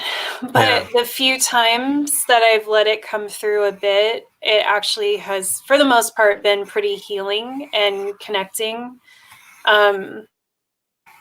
Not in all cases, but I can see that in the times that it hasn't been, it's also been because the dynamic was really dysfunctional, not because I was in the wrong for that. And, not to get into it too much, but this like does very much connect with the experience that I just went through of, severing a relationship and being really, I still haven't been able to land on exactly what the right word is. I'm going to say hurt. I don't know if that's quite correct, but being quite hurt that even in that moment of being like, I have had enough. I have to go. I can't do this anymore. I was so controlled and so kind. And the response to that was kind of like, well, fuck you, die. You know what I mean? It just feels really hard. And my point to that is that now looking back, I'm like, I honestly, truly, deeply wish I had been able to just spin around one time and be like, fuck you and what you're doing right now. This sucks. You're treating me like shit right now. And I'm going to leave and we'll talk about this later. But fuck you for this. you know, and like, I just never, everything was always just so like intellectualized and so like, well, you know, it just was kind of uncomfortable for me because of XYZ. And like, I just would really appreciate it if in the future you could think about this, and then it would happen again, and it would happen again, it would happen again. And I was put in so many situations where I was made to feel like shit or feel unsafe. And in the, my point is like, I did this for so many years. And then in the end, I'm like, okay, I don't want to hurt your feelings, but I'm sorry. Like, I need to change the dynamics here. And the response is like, I'm going to burn everything you care about to the ground. And I'm like, you know what? Why didn't I ever just lose my shit? Why didn't I get to be the one to be like, no, fuck you? Why didn't I give this, you know, like whether it would have changed things or not, like just the fact that you can try so hard and it's not going to matter. If that person's not taking care of you in the moment, they're not going to take care of you in the break either, right? But that's what I thought. It was like, oh, I've been so respectful and so careful, and so we'll be respectful and careful of each other. And it's like, that's not how other people work.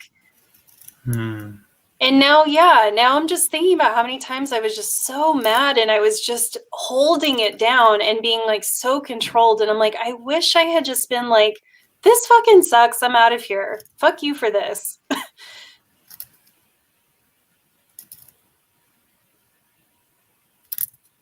The end. So Can I share my thoughts with you on that? Yeah, please do. Okay, first of all, I want to clarify. There's a story running in my head right now that's like someone is listening to this, and because they don't know the like full context of like what I'm talking about, they'll think that I'm like promoting this idea of just like raging out whenever I feel mad, and that's not at all what I'm suggesting. And in fact, I think that's violent and destructive, and I don't promote that.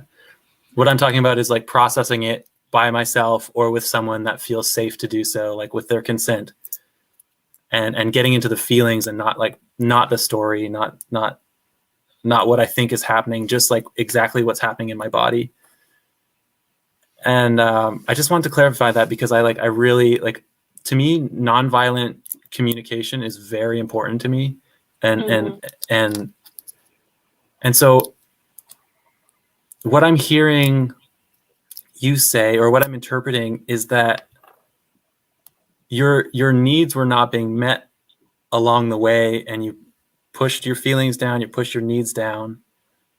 And from what I said earlier is that like those things come back up, and often when they come back up, it's pretty destructive. So it would appear to me that what happened was you were pushing your needs down, you were pushing your feelings down, and eventually you exploded.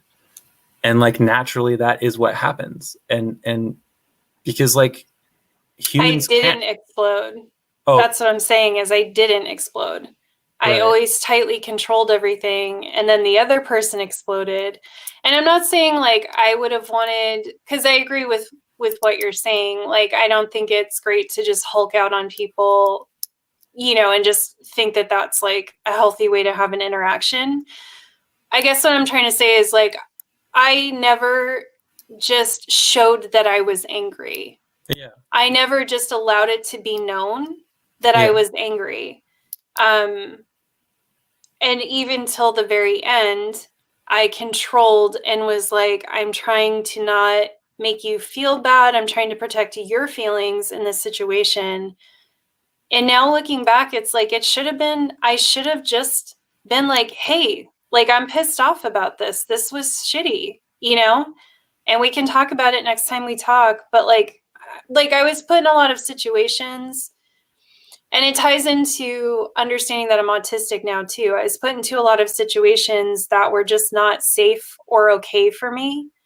And I would calmly advocate for myself and advocate for myself and advocate for myself, and still find the same things happening over and over. And I just wish one of those times I had just been like, this is shitty and I'm mad and I'm leaving, you know? But that felt scary and unsafe to me, and I felt like the other person couldn't handle it. And they probably couldn't have. but they couldn't handle anything that I did. And I think that was my realization, you know, in finally getting out of it, is just that I have been swallowing oceans of anger for years to protect this person. And I just, even in the final moment, was not protected back. All of it just ended up being bad energy in my body. It came out as chronic illness and chronic anger, chronic fatigue. You know, I just had so many repercussions from that. And I'm like, really? And all that time, like, why did I feel that I couldn't just turn around and be like, you're being shitty right now, and this is not okay? And I'm mad. I'm mad about it. I'm going to let you see that I'm mad. I'm not just going to intellectually, you know, 2 weeks from now, safely boil this down to something that's like very neutral, which is what I would do. I would still advocate for myself, but I would make it as like non-confrontational as possible. And I wish I had confronted, because I've had times in my life where someone's like, "Oh, that hurt my feelings. That was kind of shitty." And you're like, "Oh, well, I don't want to be shitty to you." You know, and you're like, "Sorry about that." And it's not a bad thing to like let people see that you're angry.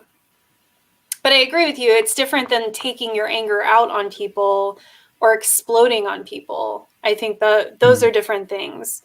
But I operate like I can confront people in my life, but even that is done as neutrally and like tepidly as possible. And I really don't ever let someone see me actively be hurt and angry by what they did. How does that feel for you? Well, I can't tell if I like disagree with what you're saying, or if maybe we're saying the same thing and it's just I'm not interpreting it as that. So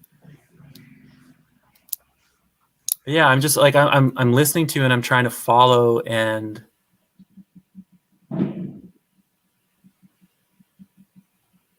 I guess okay, so like I said, I like nonviolent communication is very important to me.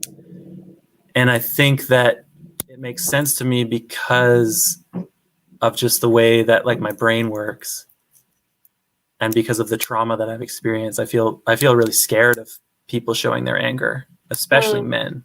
Like I've been really traumatized by men's anger.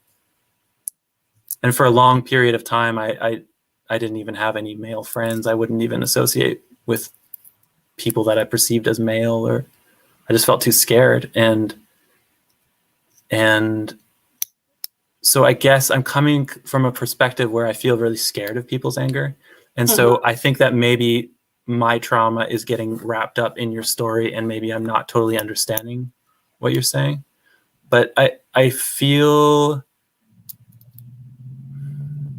like I really believe that nonviolent communication works and it's effective, and I get my needs met, and it helps me meet someone in the middle so that we both understand. And I think that it gets a really bad rap as if it's like passive and I'll never get my needs met, and I'm not actually like fully being authentic. And I think that what gets messy is when I bring my story into my feelings, where like something happened, and sometimes the data of what happened isn't really that important, or it's steeped in my judgments or my, you know, my story, my trauma that I brought into it. And so it's not actually the facts of what happened. And maybe I'm perceiving something that you said differently than what you meant it, or the way that it's objectively understood, even though I question whether objectively even exists. And so what I'm trying to get at, I guess, is that, and now I'm feeling scared because I know that I'm like aware that there's like other people listening right now. And I know. so I'm like really trying to like focus on like my conversation with you, but I'm also like, oh yeah, right, there are like other people. Yeah. I think that I feel really scared of the idea of like, you made me feel this way, something like that. And I feel really scared of that was shitty. And I think that actually those can exist, and that doesn't mean that they're bad. I think I just feel scared of them, and I'm not totally sure how effective they are sometimes in like conflict mediation. And so I guess what I don't want to like push my beliefs on you, but I'm wondering how this would land because I think it's really, really, really important to show up authentically. And it's very important for me to tell you exactly what I need and how I'm feeling potentially, if I think that it's going to help. But like, I think ultimately the goal is connection, right? Like, so if my goal is connection, how can I communicate what I need and how I feel in a way that you are going to understand it? Because you are probably understanding it through your own lens, which is steeped in trauma and your past experiences. So like, how can I communicate that I feel hurt and I potentially feel mad or I feel sad or scared, but I'm not also putting that on you so that you're going to feel threatened and you're going to feel shame and you're going to feel defensive. Does that make sense? Or yeah, it does.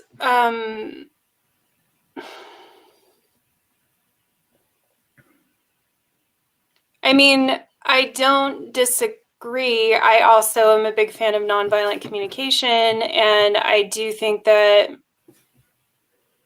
communicating clearly and neutrally when you can is a good thing. I do disagree, I guess, if I'm understanding what you're saying, that there's never space for someone to be like, I'm just fucking mad right now. And what I'm saying is I never allowed myself to ever just be, even just to say the words, not like break something and storm out. But I'm saying like, I never even allowed myself to just say, I'm fucking mad right now. right. Especially, also specifically, I'm talking about things that were, say, ableist, that put me in dangerous situations for my health, and that I had communicated about several times in a very neutral, nonviolent kind of way. I never allowed myself to just be like, I've talked to you about this. This is shitty. I'm mad. I'm leaving. Like, I would stay in those situations because I didn't want to be rude by leaving, you know? Instead of being like, I'm mad, I'm going to leave. And still making space to say, like, I will talk to you about this tomorrow. Like, we can talk about this, but I need you to know right now I'm feeling anger in my body, and I'm going to go because this is not an okay or safe situation for me. I never even allowed myself that. And now, I guess I'm saying too, I don't think it's bad to be careful with people, but I have been so incredibly careful with people to my own detriment who are not careful at all with me. And I think that's just, I'm not saying being less careful with them is necessarily the answer, but I think that's just part of the anger that I'm processing right now, is to take so much care and consideration for other people who at every step of the way just are not careful with me whatsoever. Yeah, I hear you. Yeah. Well, what's going on right now? Something's there, and I'm trying to figure it out. I'm a little uncomfortable because I feel like we're at time, and I want to be respectful of that, but I also feel like this is kind of a weird place to leave it. It sure is. And maybe we can just embrace it and be weird. But so yeah, unresolved. I'm not quite sure. I know, I'm not quite sure. Like, I'm not quite sure how much longer it would take to resolve it, or if there's even a resolution, or like what else to kind of move to close it up. So yeah, I'm in a bit of a hostess impasse. Do you want my input, or do you want to just make the decision as the hostess? No, I'd love your input.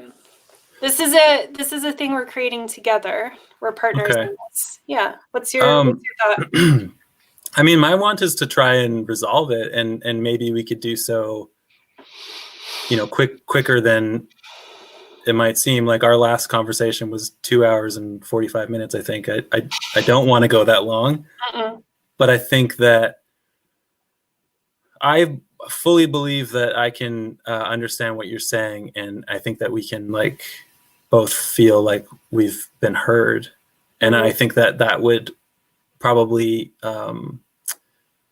I mean, sure, it'd be interesting to leave it at that, and like the listener would be like, "Oh no, like what's gonna happen?" But personally, I'm not like into that kind of like clickbait bullshit. So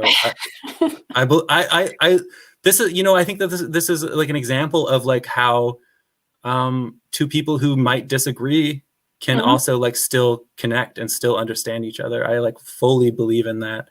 And if anything, it would just be like a good practice for me to listen, because sometimes I'm not very good at listening. Yeah. And because I hear what you're saying. And of course, as someone who's always incredibly concerned with other people's well-being and safety, having a friend like you, I wouldn't want to trigger something with you by displaying anger.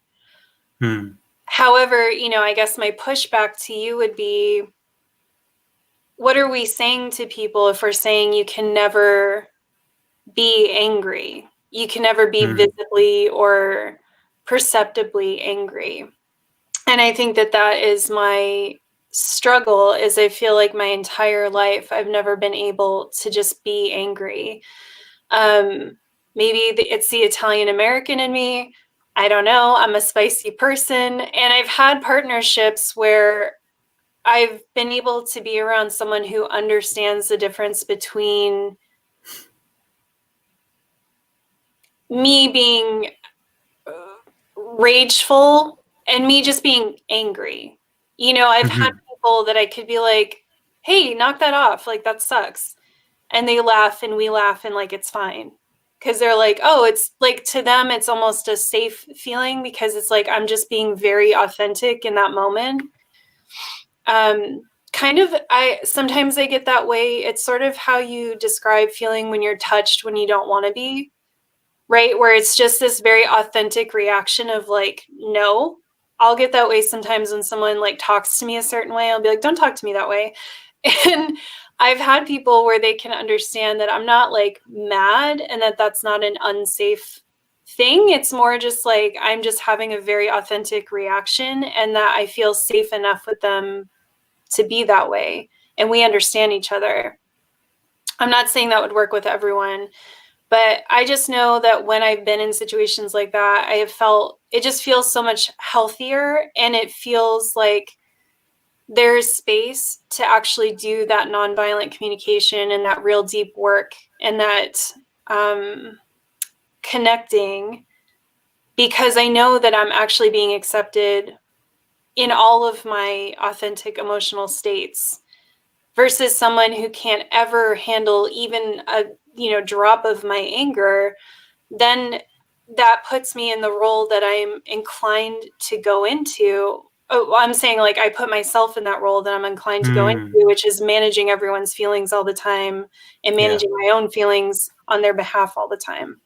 Yeah. So that's I'm not trying to persuade you, but that's just my perception of that, is that I do feel that it can be okay to just be angry sometimes and let that show, and not need to have this prepared, planned out, constructive conversation. But I do think there's definitely a line between that and just like exploding with rage all over somebody. I do not think that that's it. It happens. We're human. It happens, but it's not. It's not a good thing to do, right? Yeah. Yeah, I do agree with that. I think that what I'm hearing is I think actually we're strangely enough saying the same thing. I think we're just phrasing it differently. Sorry, I'm not going to speak for you. I was misinterpreting what you were saying. Gotcha. And because for me, language is so fucking important. Like I feel big reactions when people say things a certain way, and it's a big trigger for me. So I will like fight someone on language, and I can see how that gets in, like that just came in between us, because I was like, no, I don't agree with that. And it's not, but the problem is because I was perceiving you were saying something that you weren't, because I didn't totally understand what you were saying. I was projecting something else onto what I heard, misunderstanding it. And then I was believing that you were saying something different. And I think that you were believing that I was saying something different. And then we were like, there was some tension there I picked up on. And then I was like feeling like, shit, what did I just do? And I think that like, actually this is a really cool moment. And it's like one of my favorite moments, which is like navigating conflict with someone, especially like someone that I don't really know. Because I think I like fully believe it's possible. So what I'm hearing is that for you, it's really important for you to be, and I'm going to use my own words here, and you can tell me if that's what you meant, is for you to be like authentic in like what you're feeling, that you need to be like honest with people, and that when you feel anger, sometimes you need to let them know that, and that like a good friend should be able to like hold space for that, or at least like hear you in that. And that's important for a relationship. Is that true, or am I off? Yeah, no, that's exactly it. And I think we could also summarize it by, like, I guess what I'm getting at is I want to be able to stop masking, but I do think a lot of it is autistic masking, but I do think a lot of it is also trauma response and, you know, childhood stuff. It's all a big mix together.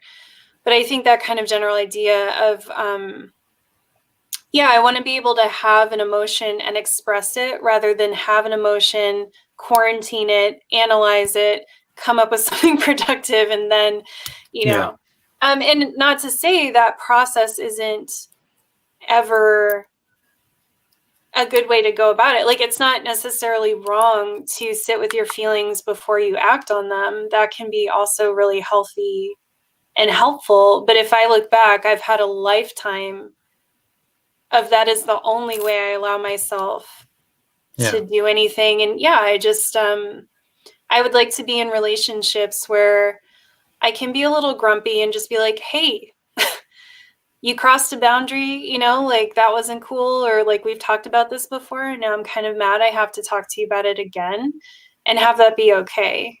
And you know, like I'm very good at making space for other people's anger too. Maybe a little too good, one could say. But yeah, to just develop that thing, because something I had with a previous friend is that there was a lot of processing all the time, but not a lot of progress, you know? So we were very good at nonviolent communication. We were very good at talking about stuff all the time, but like nothing actually ever changed for me.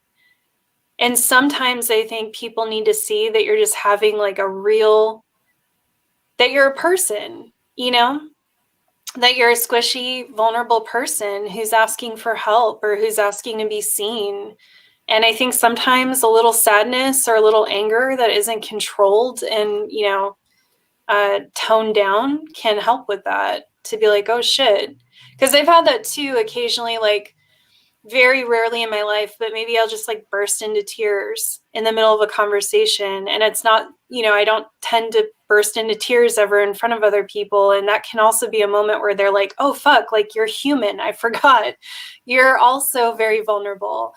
So yeah, I guess that if I could say it in a more broad sense, that is what I'm seeking, is to be able to be human and to express the emotions as I'm having them. In a way that hasn't been so sanitized.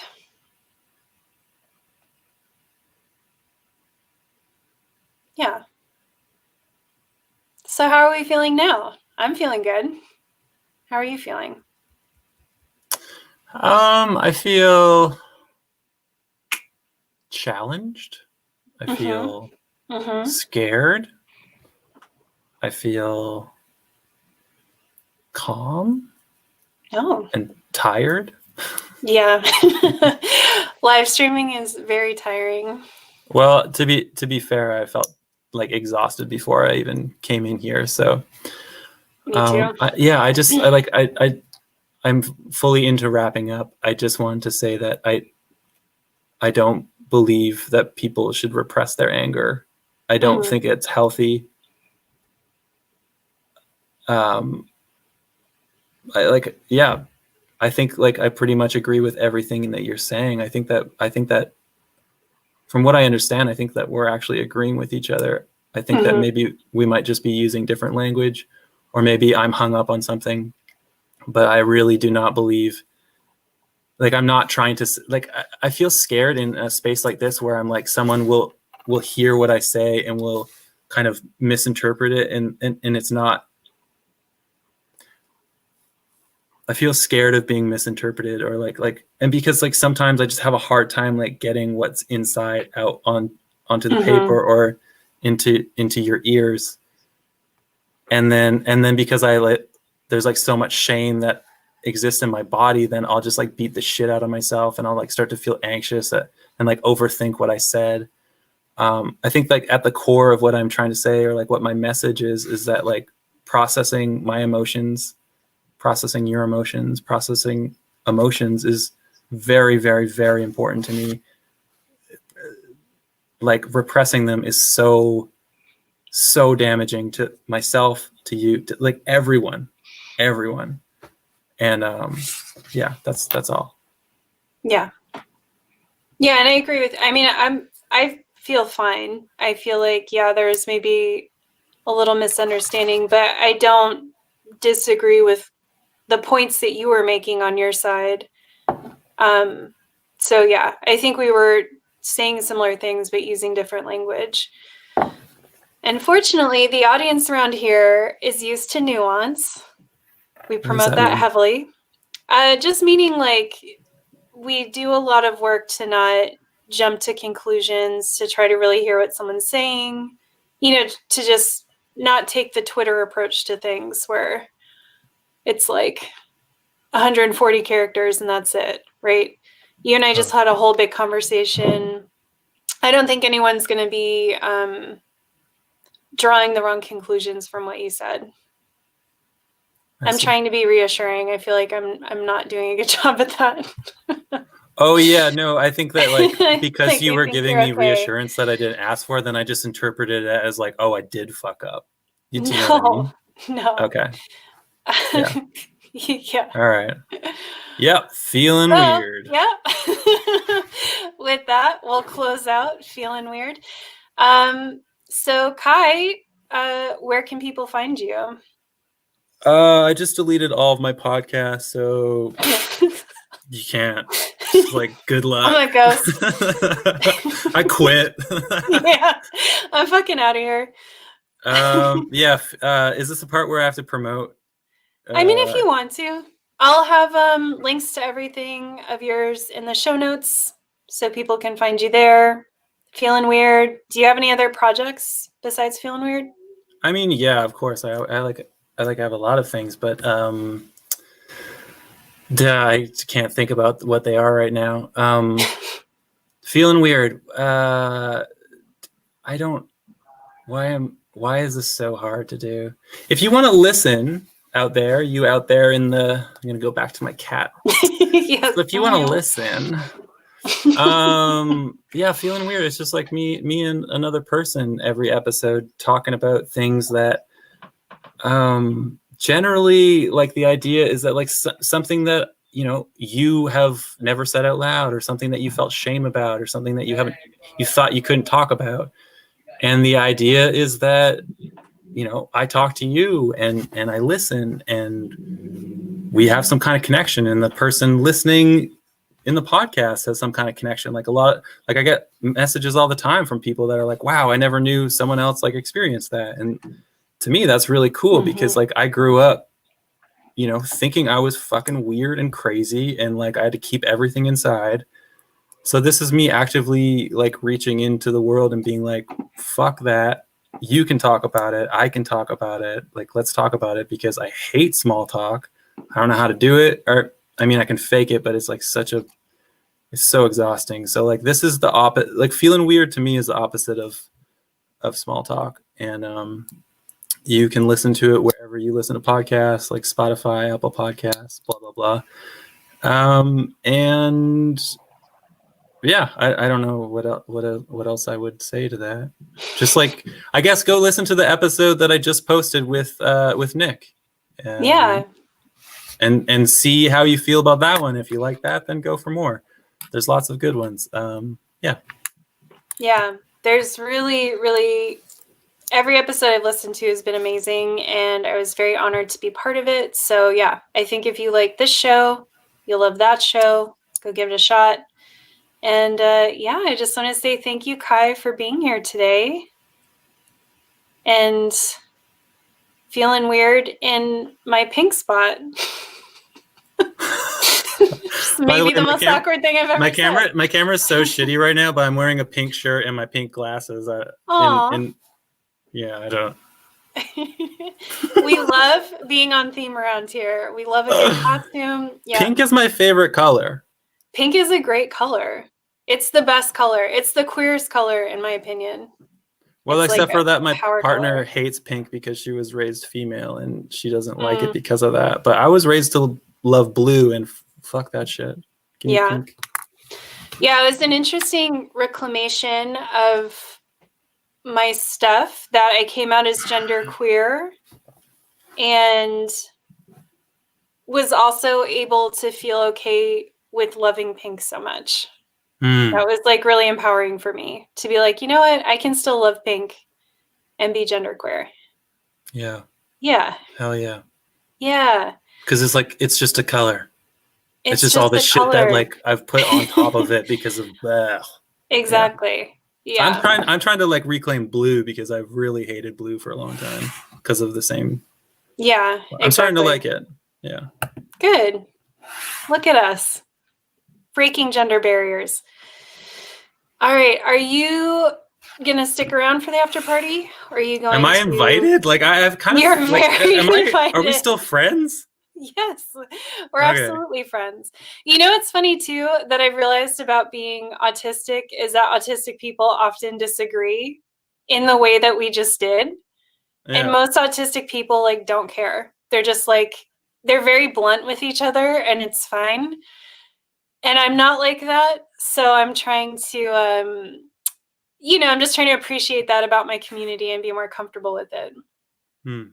Yeah. Yeah, I feel like terrified that people don't like me, and like I want everyone to like me. Yeah. I'm saying that like not in a way that like I think that's great. I think that there's like all sorts of problems with that, but like I feel very scared if I've like done something wrong and I'll like just get hung up on it. And so, you know, this is a moment where I'm feeling like really scared and I'm feeling like a little bit of shame, and so it's like very fitting that it would end on shame because like yeah, I mean I could lie but I can't lie. I can't be like oh yeah, thank you so much for having me, see ya. But like I feel like scared and shameful, and like that doesn't mean that you have to like take that on. That's not your responsibility. Right. Those are my feelings. I can process them, but it's like that's where I'm at right now, and it sucks, but it's also like, well, I'm here. Well, I would say that if you have the spoons, you should come party with us, because a lot of times when I'm feeling anxious and scared after an episode, the after party makes me feel really good. So no pressure. No, I'll join. A fully for consensual sure. show. I haven't been to a party in years. I used to love partying. I know, right? Okay, so question to you and also to the listeners. I did create finally an outro video so we could all have a 3-minute break. Do we want that? I vote yes. Do we have to wait for everyone's comment? Not really. Okay. I always say I'm going to take a poll and then I just act like a little dictator. Okay, so plus there's also delay, so I'll ask a question and then it's like 30 seconds later I finally get an answer. All right, so I'm going to play the video now. I'm going to go pee because I need to do that. We have 3 minutes and then we'll be back. All right, I'm doing it right now.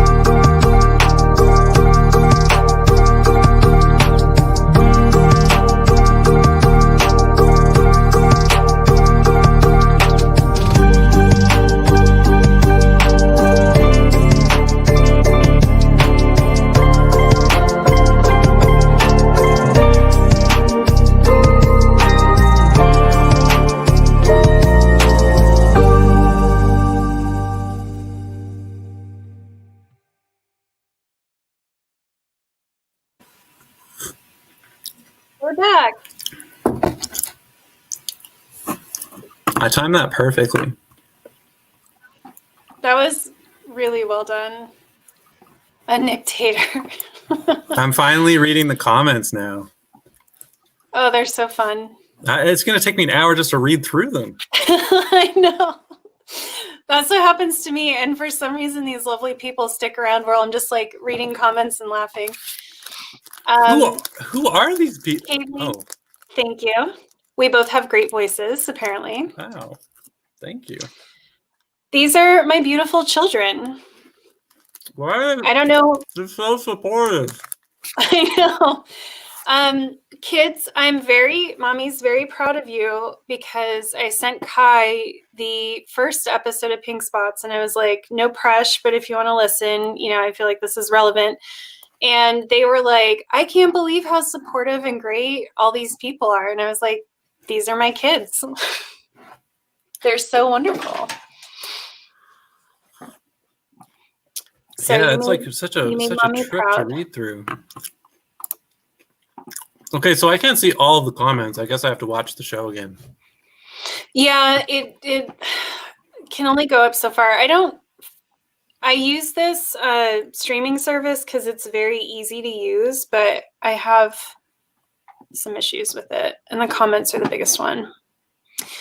Okay, children, so if you have any questions or anything for Kye, now would be the time, but also we can just hang out and chat. I saw a lot of, first of all, Landon, I saw your comment about swallowing oceans of anger as being your Tinder profile. How did that work out? Yeah. Landon's my favorite son. Oh my God. Yes, we also might be a cult. It's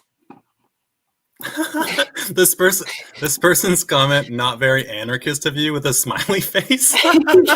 yeah. That's my favorite so far. Yeah, that's a long running joke too. That I'm anarchist until it comes to me and then I'm a dictator.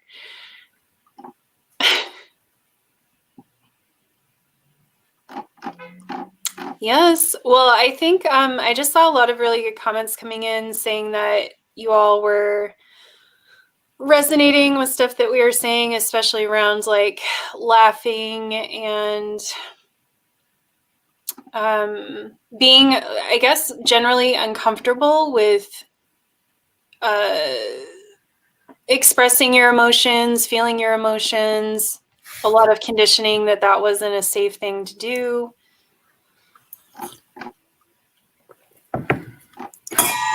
So yeah, it was a good chat.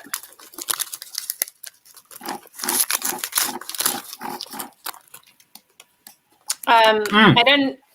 Yeah. What are you eating? I never have snacks. Why did I put something in my mouth as I was just about to ask a question? I don't know. I should be fired.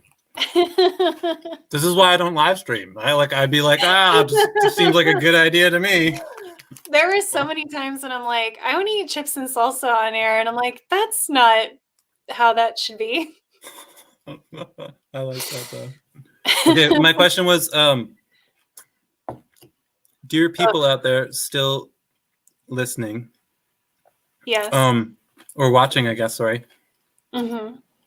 I just want to hear what other people thought about like the tension that we had at the end there, because I just feel curious about what other people saw on that. Because to me, it felt very uncomfortable, but I also appreciated it. Mm. Well, and I'll give them time to respond because, like I said, there's lag. But honestly, that's something that I wanted to. It's kind of a weird thing because, I don't want to necessarily create a platform for disagreement or tension, but it's something that I really wanted to be able to model more on this platform. Because I know that I have a lot of listeners that are uncomfortable with conflict. And I think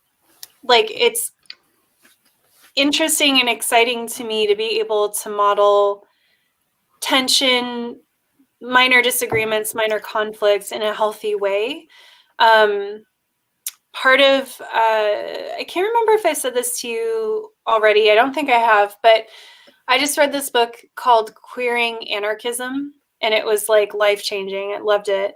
And one of the things that came up in the book was they were just talking about how like in anarchist spaces, it's a big thing to, you know, be able to just like talk to each other and to feel safe in your community, that like maybe I can mess up a little bit, but you know my heart and we're comrades. So like, it's going to be okay.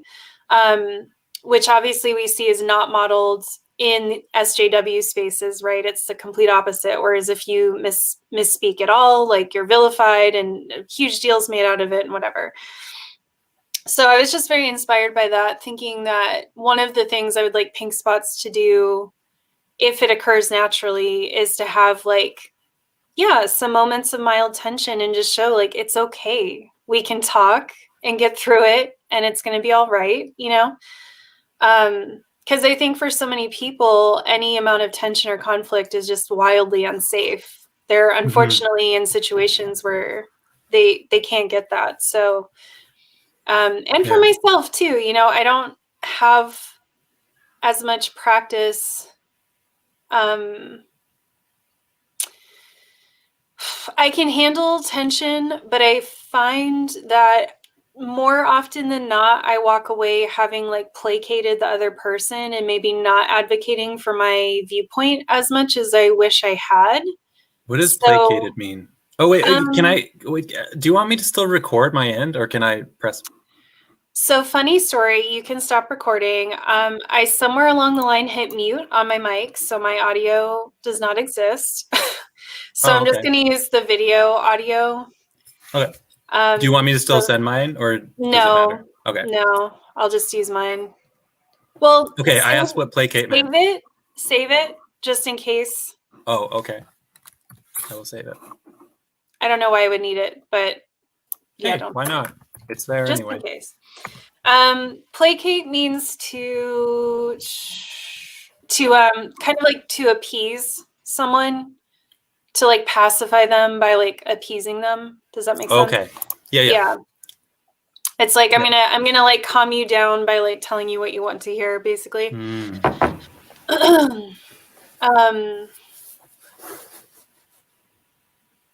So yeah, so I'm embracing, and I was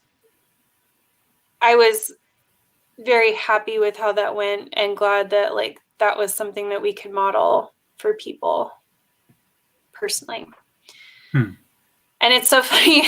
Landon said he found it wildly not tense. Which is funny. That is funny. Can you imagine being such a person where you're like, no, that was fine? Well, I think that says, okay, so I think it says a lot about people's trauma. Okay, you know what? I'm just going to accept, like, everything that I understand it through trauma, attachment wounds, and that's just the way it is. In a year, maybe I won't, but right now I do. I think that that some people, I'm sure, would have like a really big reaction to this conversation. Like to me, if I was listening to this, I'd feel it in my chest. And I did feel it in my chest because I was part of it. But other people wouldn't pick up on that, or if they did, it wouldn't feel threatening. I think it says a lot about like one's own trauma response. Yeah, I agree. Yeah, so Carrie, on the other hand, said, I totally felt the tension in my chest.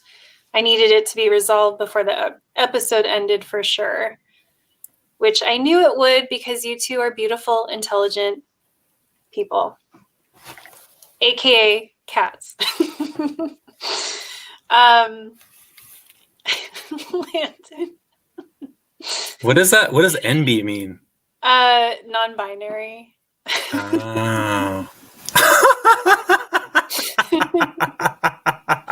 Two snowflakes duel it out. Oh my god. These people should be live streaming. They're funny.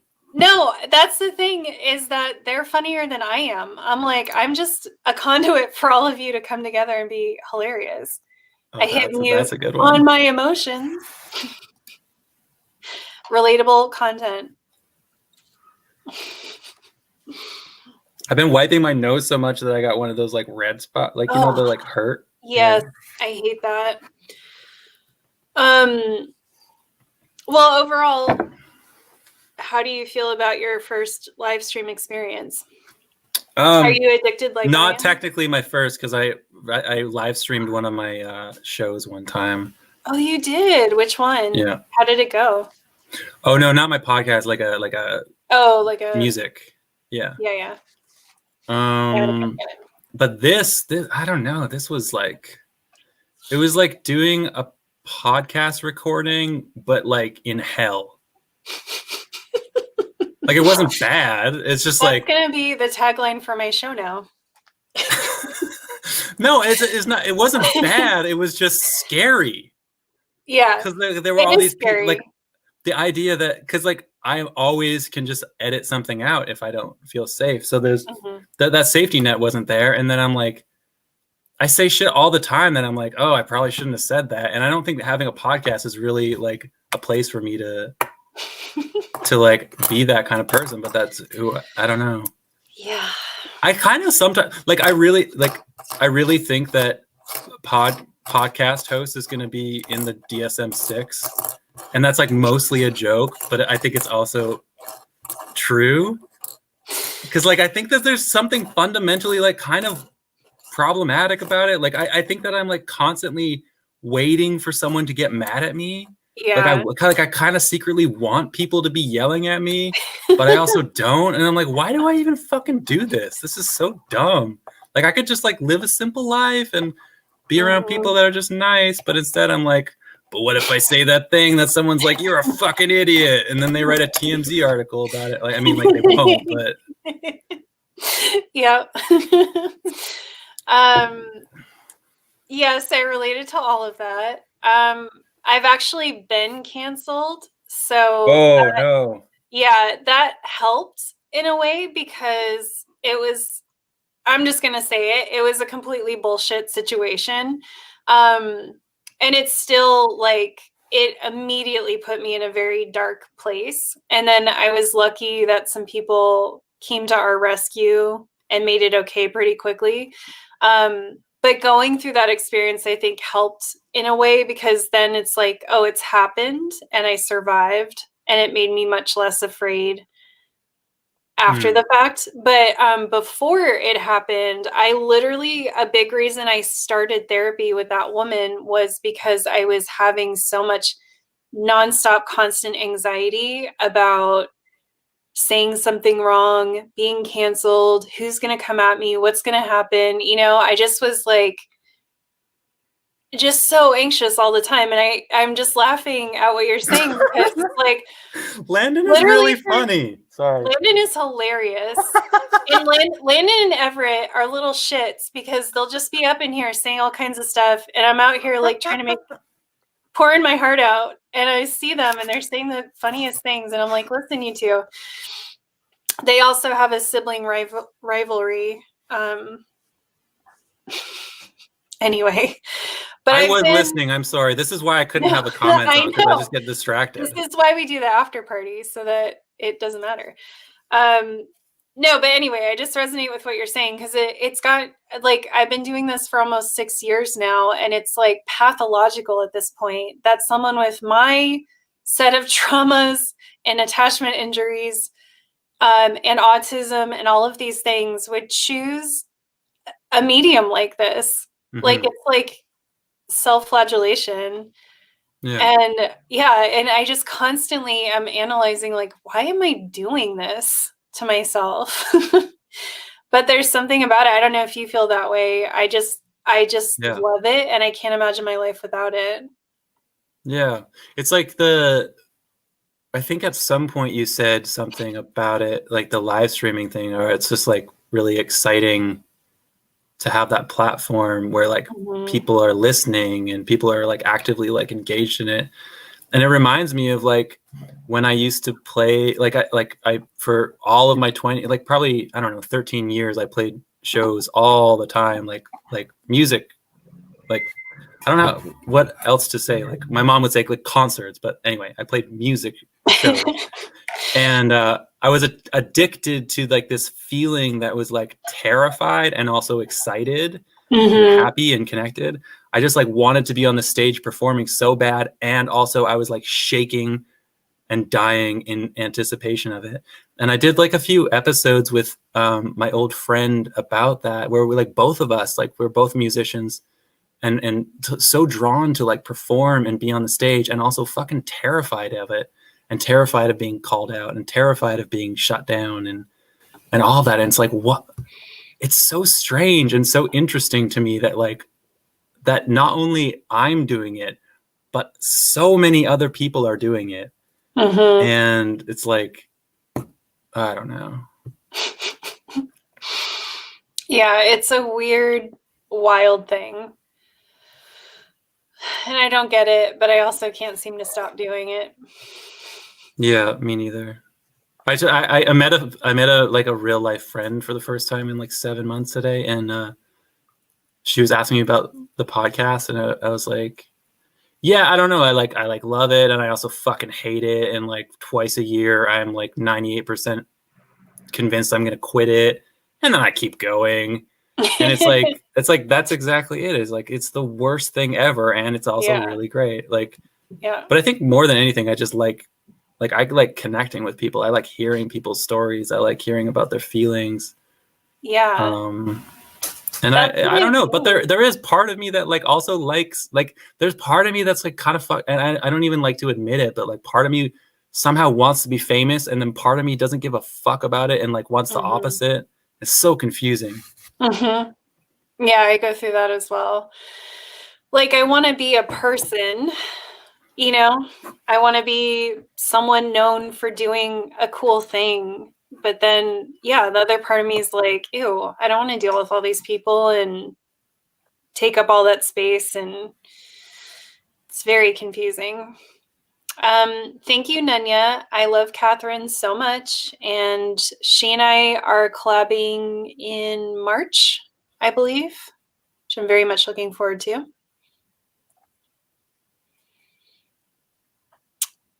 See, Landon, you can't compliment him. You have to be careful.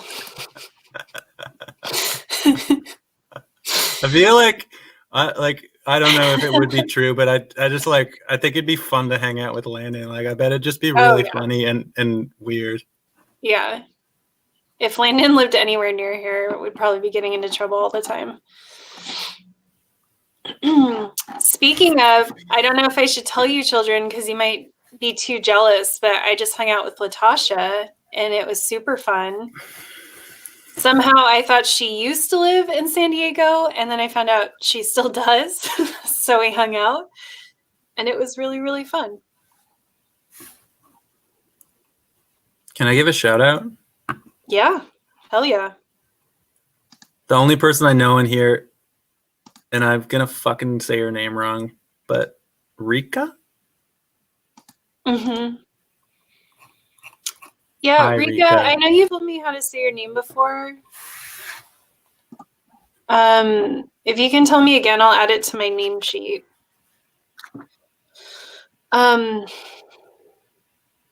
Rika's been talking about you a lot, like ever since I've been promoting it. Yes. Hi. Oh, Landon. Oh, I can't roll R's. Oh, that's right. Yeah, I can't either.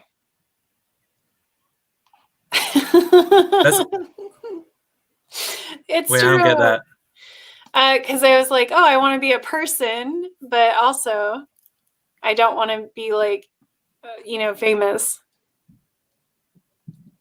My big dream is to just be a person.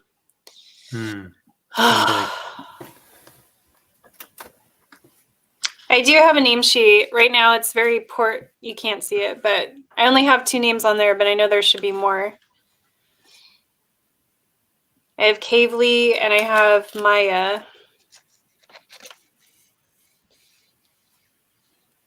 Aw. I love that. Cool. I sent that to you. That's so nice. What a nice connection. I know I'm saying your name wrong, but Rika is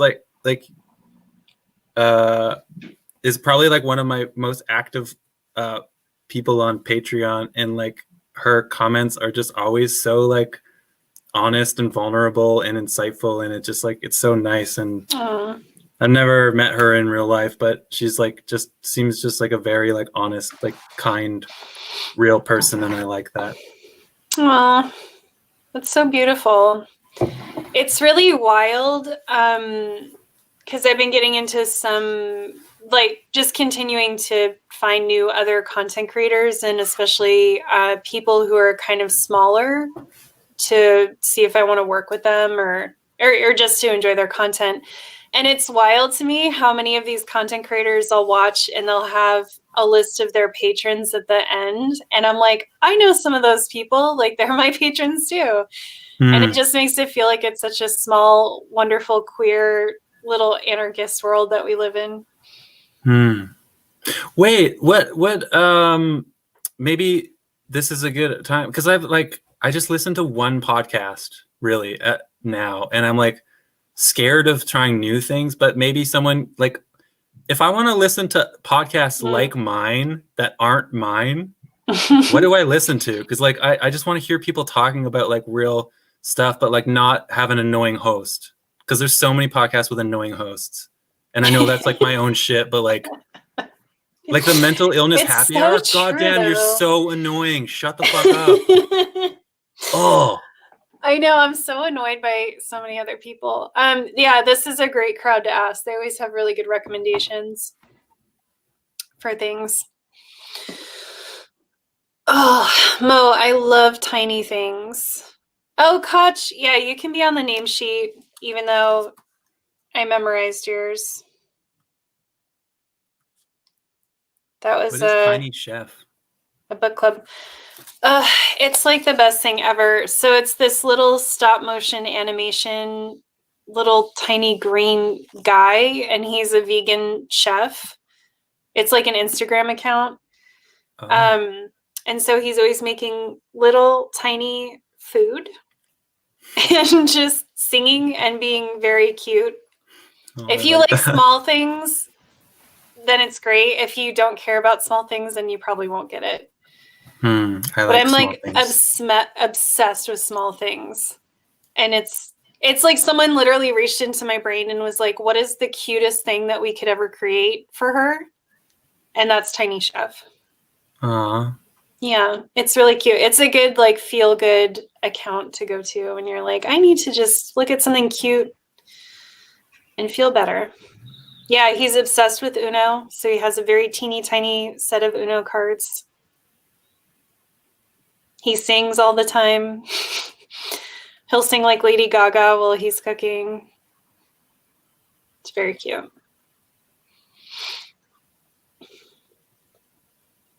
I don't know if I should talk about this because I have a guest. I don't want to get too far into the TV hole, but I will say Mo and I watched, and Latasha watched Happiest Season, and we were not impressed. Have you seen this? This is like the first like gay Christmas rom-com. Oh, what? No, I don't even. You're speaking gibberish to me. What? Yep, none of those words make sense. What is gay? It's when two people love each other. Oh, gay. Yeah, okay. Yeah, it's like a queer. So Kristen Stewart's in it, and it's like written by Clea Duvall, and it's like literally like one of the. I think it's the first like gay home for the holidays type movie. Oh. Yeah, okay. So all of us queers were all excited to finally have some representation, and honestly, I just think it's terrible. The more I've thought about it, the more I just absolutely hate it. Well, like, will representation through Hollywood ever like be? No. No, I think No. the fact that it was actually written by like someone who's not like a huge Hollywood player and who is actually gay gave me some hope. But yeah, it turned out to just be what you would expect, is like neoliberal, white, heteronormative, gay trash, you know? Yeah. Yeah. Maybe it's just the same person asking about Ratchet, but like that's the second time I've seen Ratchet, and like my partner is like, oh, maybe we could watch Ratchet, and I'm like, fuck, it's based on the nurse from One Flew Over the Cuckoo's Nest, right? And I'm like, that sounds scary to me, but like maybe it's not scary. Did I just avoid it for no reason? Did you watch it? I haven't watched it yet. It's on my list, but I haven't seen it yet. Yeah, I don't. So do you mean like, what's your vibe with shows? Do you like horror? Do you not like horror? Do you like thrillers? Yeah, you seem like the type who wouldn't be into any of that. Way too, yeah. Although I did watch Get Duked last night, which was like what I would call a horror movie, and I thought it was good. I love that. I've become a wimp in my old age. There's a lot that I'm actually kind of getting back into it, but there was a long time where I just couldn't really watch anything scary. Yeah.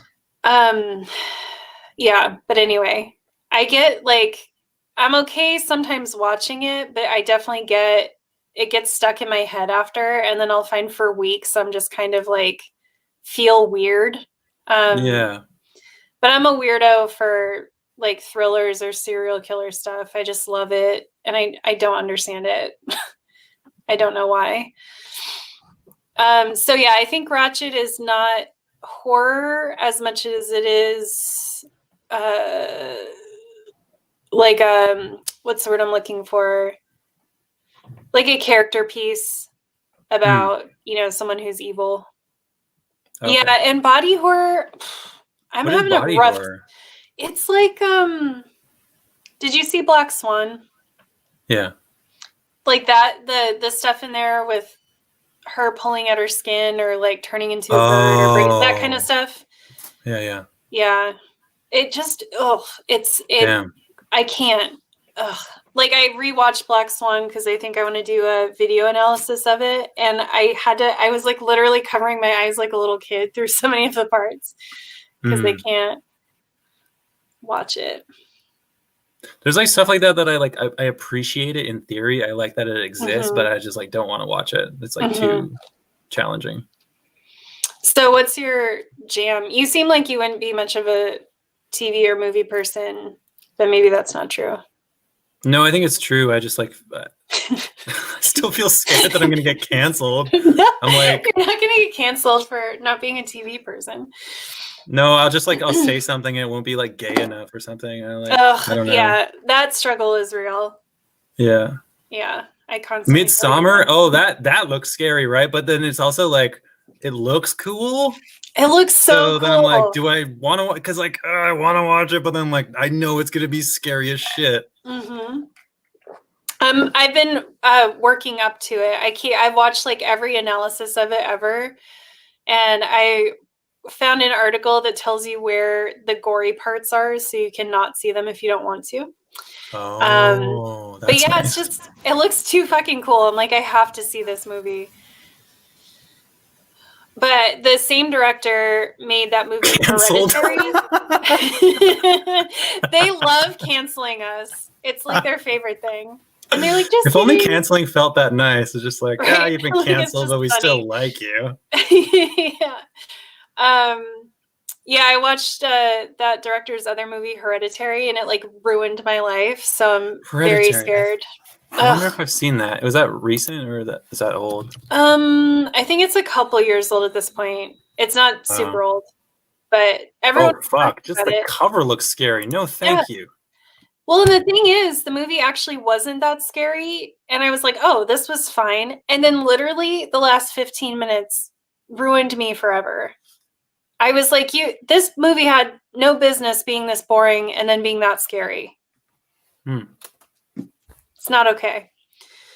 Yeah, I had like stuff like creepy people hanging off the corner of the wall. And I was like, oh, I spent weeks thinking there was someone on my ceiling. Like literally waking up and being like, there's someone on my ceiling. Yeah, see, that's why I can't do horror, is because like I'm already so imaginative in ways that are like terrifying. Like I'll like already imagine that there's someone outside my window all the time, like without even really like being conscious of it. It's like assumed that there's someone watching me. And so when I inject that into my head, then I'm just like, oh, now it's everywhere. And there's like creepy kids in that can't be seen and they're in the walls. And it's like, that's like I would love to be able to watch horror movies through like someone else's lens that like enjoys them and like likes them. Because I get it. Like I love the idea of building tension. I love the idea of like manipulating that kind of thing. But like it's like if someone else could experience what it feels like to be in my body and watching it, everyone else would be like, this fucking sucks. Right. I think. Well, that's how I feel about roller coasters. I know someone brought up a roller coaster, but that's how I feel about them. And it was such a thing my whole life because everyone's always like, let's go on a roller coaster. And I'm like, no, if you understood what my body feels like when I'm on one, you would never ask me to do that because it's terrible. I'm here with you. Yeah, I always hate feeling like there's pieces of media closed off to me because I can't handle them. But, you know, in my vast maturity, I have just accepted that there's some stuff I can't watch, and it's okay. Yeah. And that's why I like YouTube, because then I'll just watch other people talking about the thing, and at least I feel like I've, you know, had some exposure to it without. Although I fucking hate when people put in scary or gross stuff into their video analysis, especially with no content warning. It is like this. I didn't watch the movie because I didn't want to fucking see that. Yeah. Oh, yeah. Like, I watched one about Black Swan last night, and the person kept putting this one particular gross scene and kept, like, looping it. And I was like, what the fuck? Like, why are you doing that? It's so annoying. It wasn't even relevant to what they were talking about. So, everyone, whenever I start my YouTube channel for media analysis, you have my mommy promise that there will be no gross things in any of my videos. Except for me. Except for me. Oh, true crime. Do you talk about that a lot? Because that's something I think about a lot and I have a lot of opinions on. Oh my God. Please go off. True crime, yes. We talk about serial killers a lot around here. I've had this guy on the podcast, I think 3 times now, and he spent 22 years in prison for killing 2 people. And so I guess like what I'm coming to it with is like a lens of like, this is what the reality of it looks like. It's not just like this thrill ride of like turning somebody or someone's story into just another exciting, thrilling drama.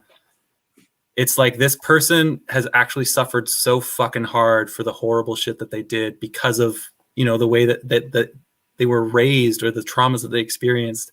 And so I think that it's like, in my judgment, it's like an extension of colonialism. It's turning like people into objects just for the like what is the point of like horror and true crime or like movies in general is like for the like the feelings. And like obviously people will have different ideas about this, but like when it comes to that, it's like I get it. Like I can like get into it. I've listened to true crime podcasts. I've read books. I've watched movies. I understand the thrill. I fully understand it. But it's for me, I think it's really problematic because it's like glorifying those things in a way that becomes another form of media when really it's like the most intense human suffering imaginable. And I just don't want to take a part in it. Like I watched Tiger King with my partner like last week, which I know is like way out of, but I like refused to watch it when it was popular. And to me, it's just like, this is a fucking bummer to see people that are like clearly so damaged and me just being like, yeah, those fucking crazy people. Cause like, well, yeah, that's like easy to say, but like, to me, it's more important for me to like figure out like, okay, and like, how am I like that too? Like, how is this also like me as opposed to just like turning it into like, these crazy people. I don't know. I could go off for more, but like, yeah, I just like feel challenged by it. And also I'm like, what? No, go ahead. I'm just like, most parties that I go to, I'm like, I don't know if I'd be like, is this party etiquette to be going off on true crime? Shouldn't I be like, yeah, this is fun. You guys are funny. Yeah. I say so many things, and then I'll be like, I'm really fun at parties. Because there's just so many like bummer opinions that I have. And I'm like, yep, really fun to hang out with. But I am actually really fun to hang out with. You're fun. I think, thank you. I think love true crime. And I also 1000% agree with you. And it's something that has caused me a lot of conflict, especially in recent years, because, you know, we've been so outspoken against like mass incarceration and just like carceral justice in general, like how flawed that concept is. And there is a lot of true crime I can't watch because it is just so exploitative and gross. Yeah, so I really do, like, I agree with you. And the more I explore, like what I get caught up in is constantly thinking about how every really, really bad thing that happens is because like something really, really, really bad happened to that person. Right. Yeah. And I get really like, I don't know. I get into some kind of anarchist hole with that, you know, where it's like, I just hate, like, for true crime, I just hate how everything's presented as like, this is just an evil person. Like, evil is a thing that exists, right? And it's embodied by this person. And it's like, but then they talk about that person's childhood, and it's a fucking nightmare. And yeah, and you just realize, and then like their parents, I'm sure, were like horribly abused as well. Yeah. So anyway, just all to say, very much vibed with everything you just said. And yeah, I think it's like propaganda, right? Like there's just so many types of media that are just really problematic, but that have for so long been seen as like innocuous or like guilty pleasures or normal. And I think it's I think hopefully I'm seeing more discourse around people being like, wait a minute, maybe that's not as like normal or harmless as we think it is. And I think true crime is a huge one, because true crime, you know, not only is it exploitative of like trauma and tragedy, but it is also another thing that is like propaganda too, right? It's another thing that promotes like that law enforcement is good and that it works. When it fucking doesn't. We know that our justice system doesn't work at all. Like, I'll watch ones where I love like cold case files and stuff. And I'll watch ones where they solve a case after 40 years after the wrong person was put away. And they're like, justice was finally served. And I'm like, how the fuck can you sleep at night? You pieces of shit. And you can tell they just don't even care that someone like lost their whole life. And also it's like that person going to prison isn't serving justice. It's not healing anything that they did. But I think it's like, it's based in that belief that there are evil people and that evil people have to be like put in cages or like banished or killed. And so if that's the framework that I'm coming to with that, then I could see how like that, I think I'm, you know, most of my life I was spent believing that because I was raised Christian and I was taught that there were evil people and good people.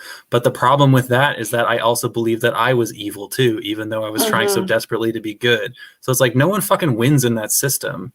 And it's just like, when we're talking about shame, it's like, it's all fucking shame. It's just more shame jumped off the top of like everyone and like people pretending like, oh no, it's all good. And then I don't know. I fucking hate it. It creates a class of people that are disposable, right? And that are that we're comfortable torturing, punishing, enslaving. Like, it creates this class of people that like allows us to continue to see humanity as like a thing you have to qualify for rather than something that's like inherent in us. Right. Yeah. Yeah. Yeah, like, I'm vegan, and like I said, my background getting into creating media was like from a vegan and like animal rights perspective. And it's shocking how many fucking like animal rights advocates out there are like test on prisoners instead of animals, and it's like, what the what? Yeah. Like, what the fuck is wrong with you? Yeah. I was reading this book, what is it called? By Alice Wong. It's something about disability. Anyway, it's a compilation of a bunch of essays about disability written by disabled people.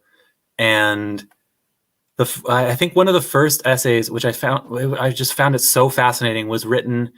I don't remember their name, but it was written by a person. I can't even. I can't remember the facts. I'm gonna fuck this up. But anyway, they were crippled and they were brought to the university that Peter Singer teaches at, and to have a discussion with Peter Singer. And in the disabled community, from what I understand, Peter Singer is basically like Hitler.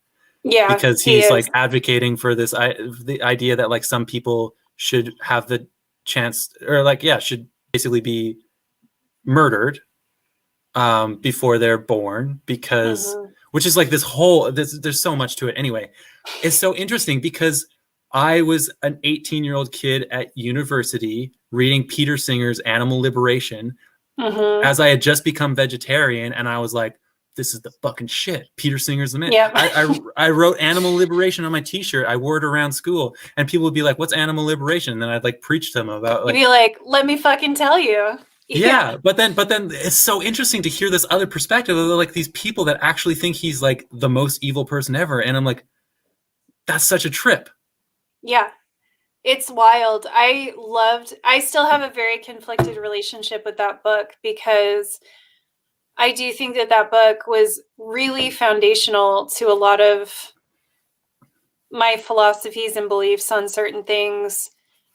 And yet Peter Singer is so, problematic isn't even like a big enough word. He's just, anyway, welcome to the world ruled by rich white men, right? Like there's just so much that you get inspired by, but you're like, also this person's a monster.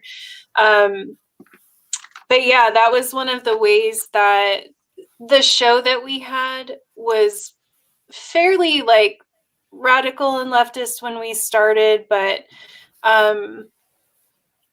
that was part of the work that we did that really started to like push the boundaries and really got us to, what is that? I just found a piece of tar on my arm. Oh my God.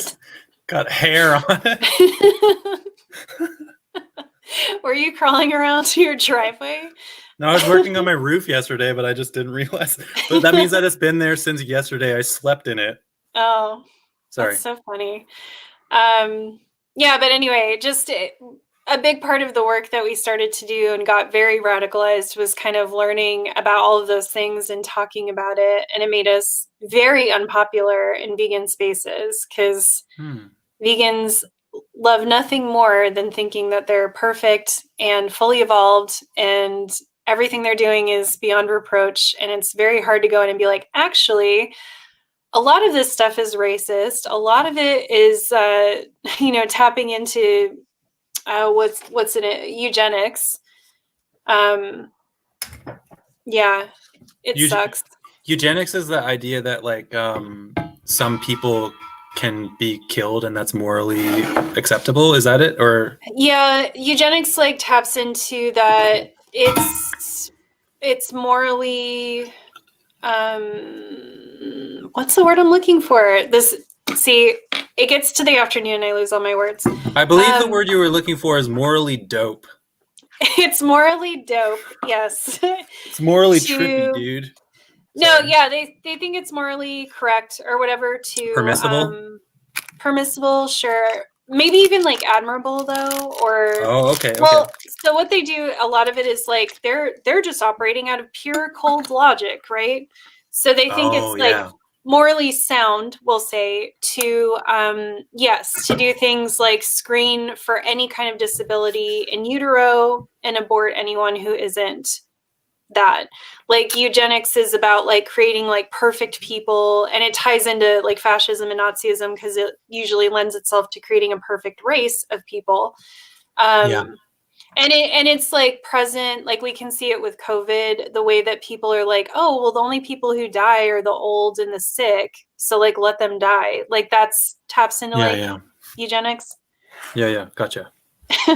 Mohira, white male logic, our fave. Yeah, we love that around here. But yeah, it's hard. It's hard to, like, it's hard for me right now because I don't know that I would tell someone to not read Animal Liberation. You know what I mean? Yeah. I would just obviously be like, there's massive caveats here and we'll talk about it. But, you know, yeah, it's hard.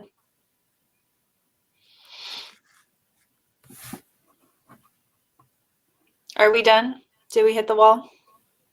Are you asking me? I don't know. Like, I think they run the show right now, right? Don't they get to tell us when we get to leave? You cannot let them run the show. We have literally done 6-hour after parties.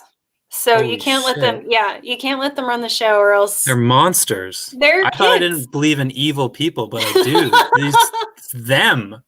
It is. These little demons, my little demon spawns. You're And they're very good because I'll sigh. That's usually the routine is I'll do a heavy sigh and then I'll be like, okay. And they're like, oh no, she's ending the show. So then they'll ask me like really good questions, or they'll get me off on, I have some hot button topics. They'll push one of the hot buttons and get me going. And then it'll be like another half hour. It's just like little kids being like, one more bedtime story. Yep, Everett usually starts at 5 more minutes chant. I feel like I'm at like summer camp or something. I don't know why. It's just this is so fun. It is fun. It's kind of it kind of has like almost a sleepover vibe somehow. Yeah. Even though it's daytime and we're not sleeping. I don't know what it is. Is everyone in their pajamas? Probably. I'm going to be in mine as soon as we stop filming. This is the only time I wear real clothes is for anymore. It's for live streams. Oh yeah, Landon, give us boyfriend updates. Zoe, that's true. It's not daytime everywhere. I don't want to be US-centric. It's dark here. It gets dark so early now.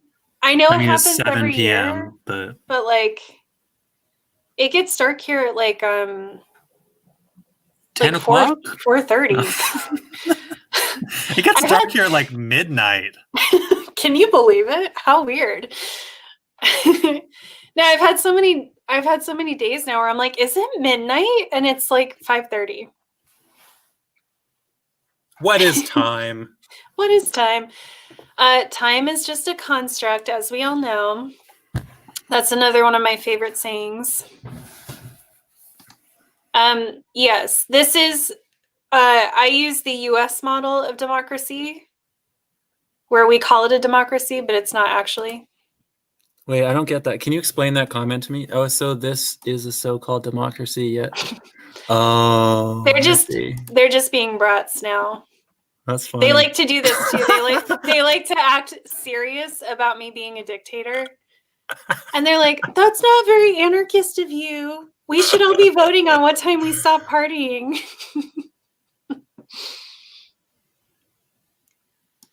Landon,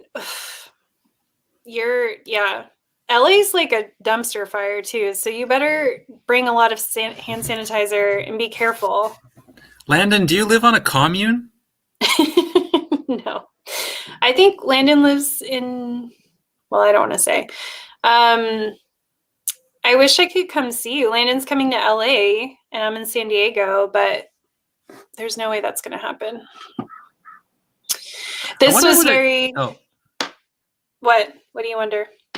I was just going to talk more about Landon. I mean, who doesn't want to talk about Landon?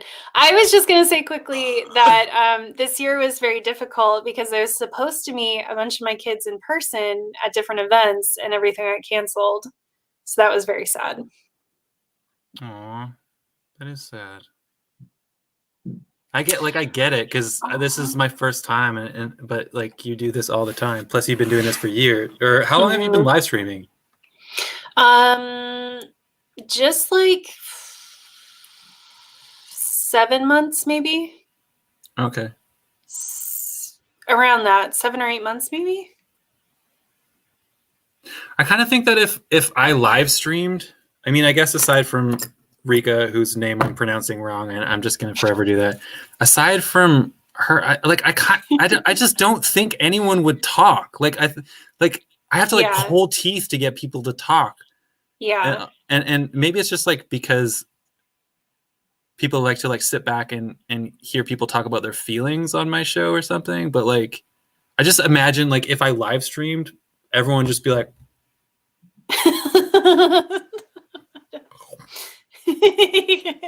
Yes. Yes, I agree.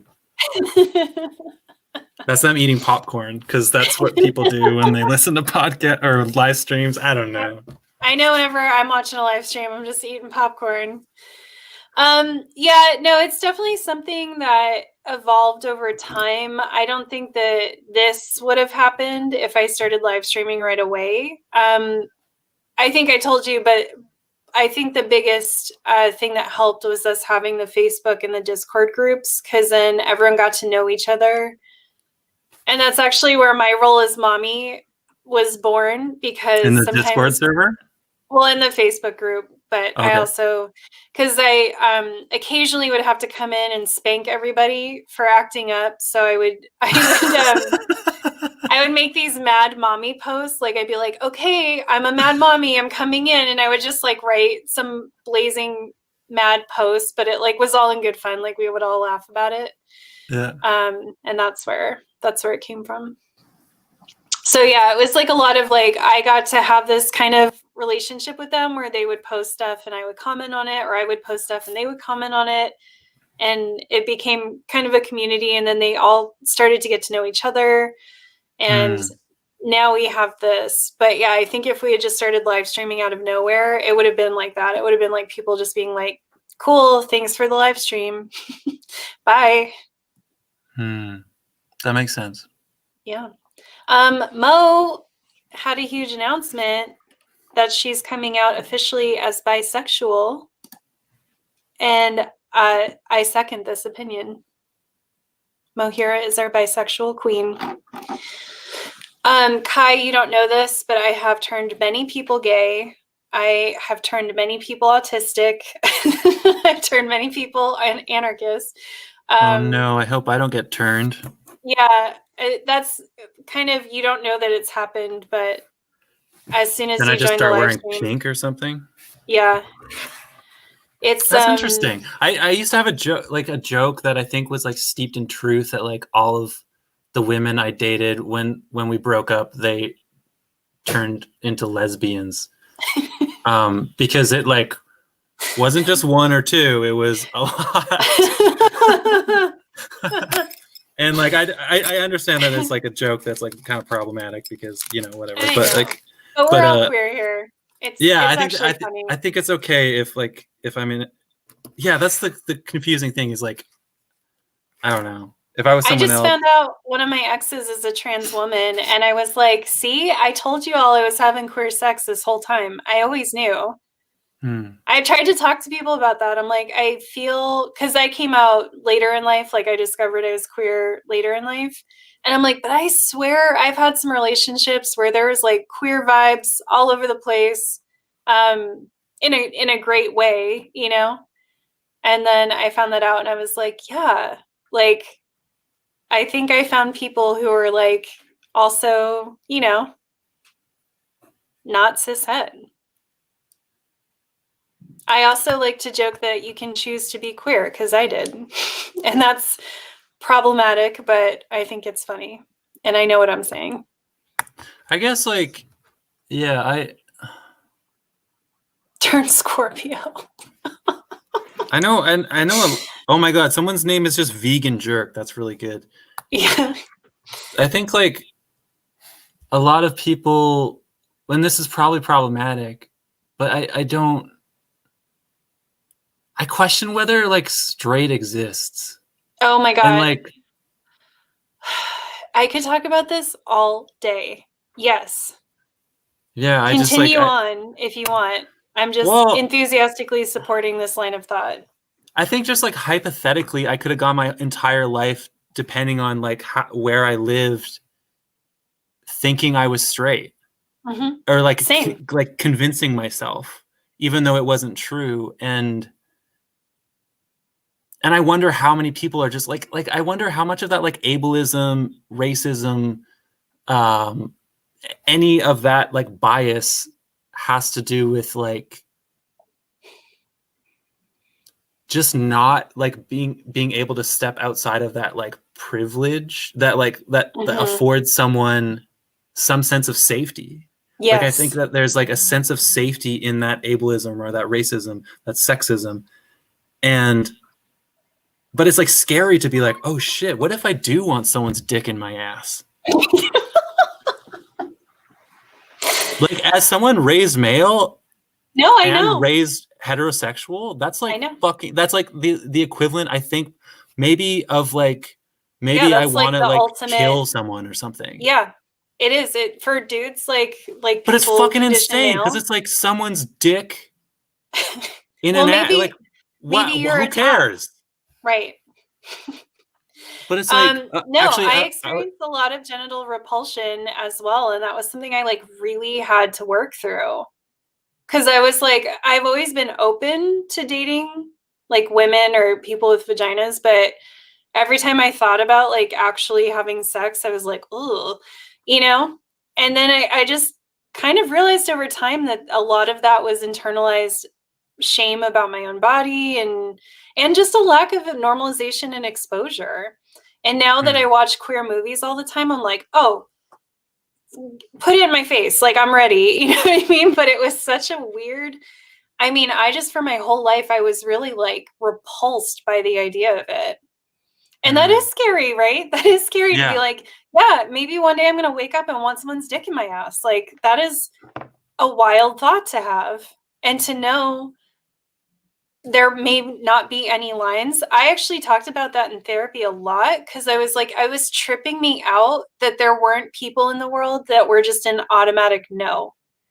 Because that felt really safe to me to be like, oh, this population of people are just friends, or they're just, you know, like I don't have to think about that. And it really like fucked with me to be like, oh my God, there's no, like everyone's a possibility.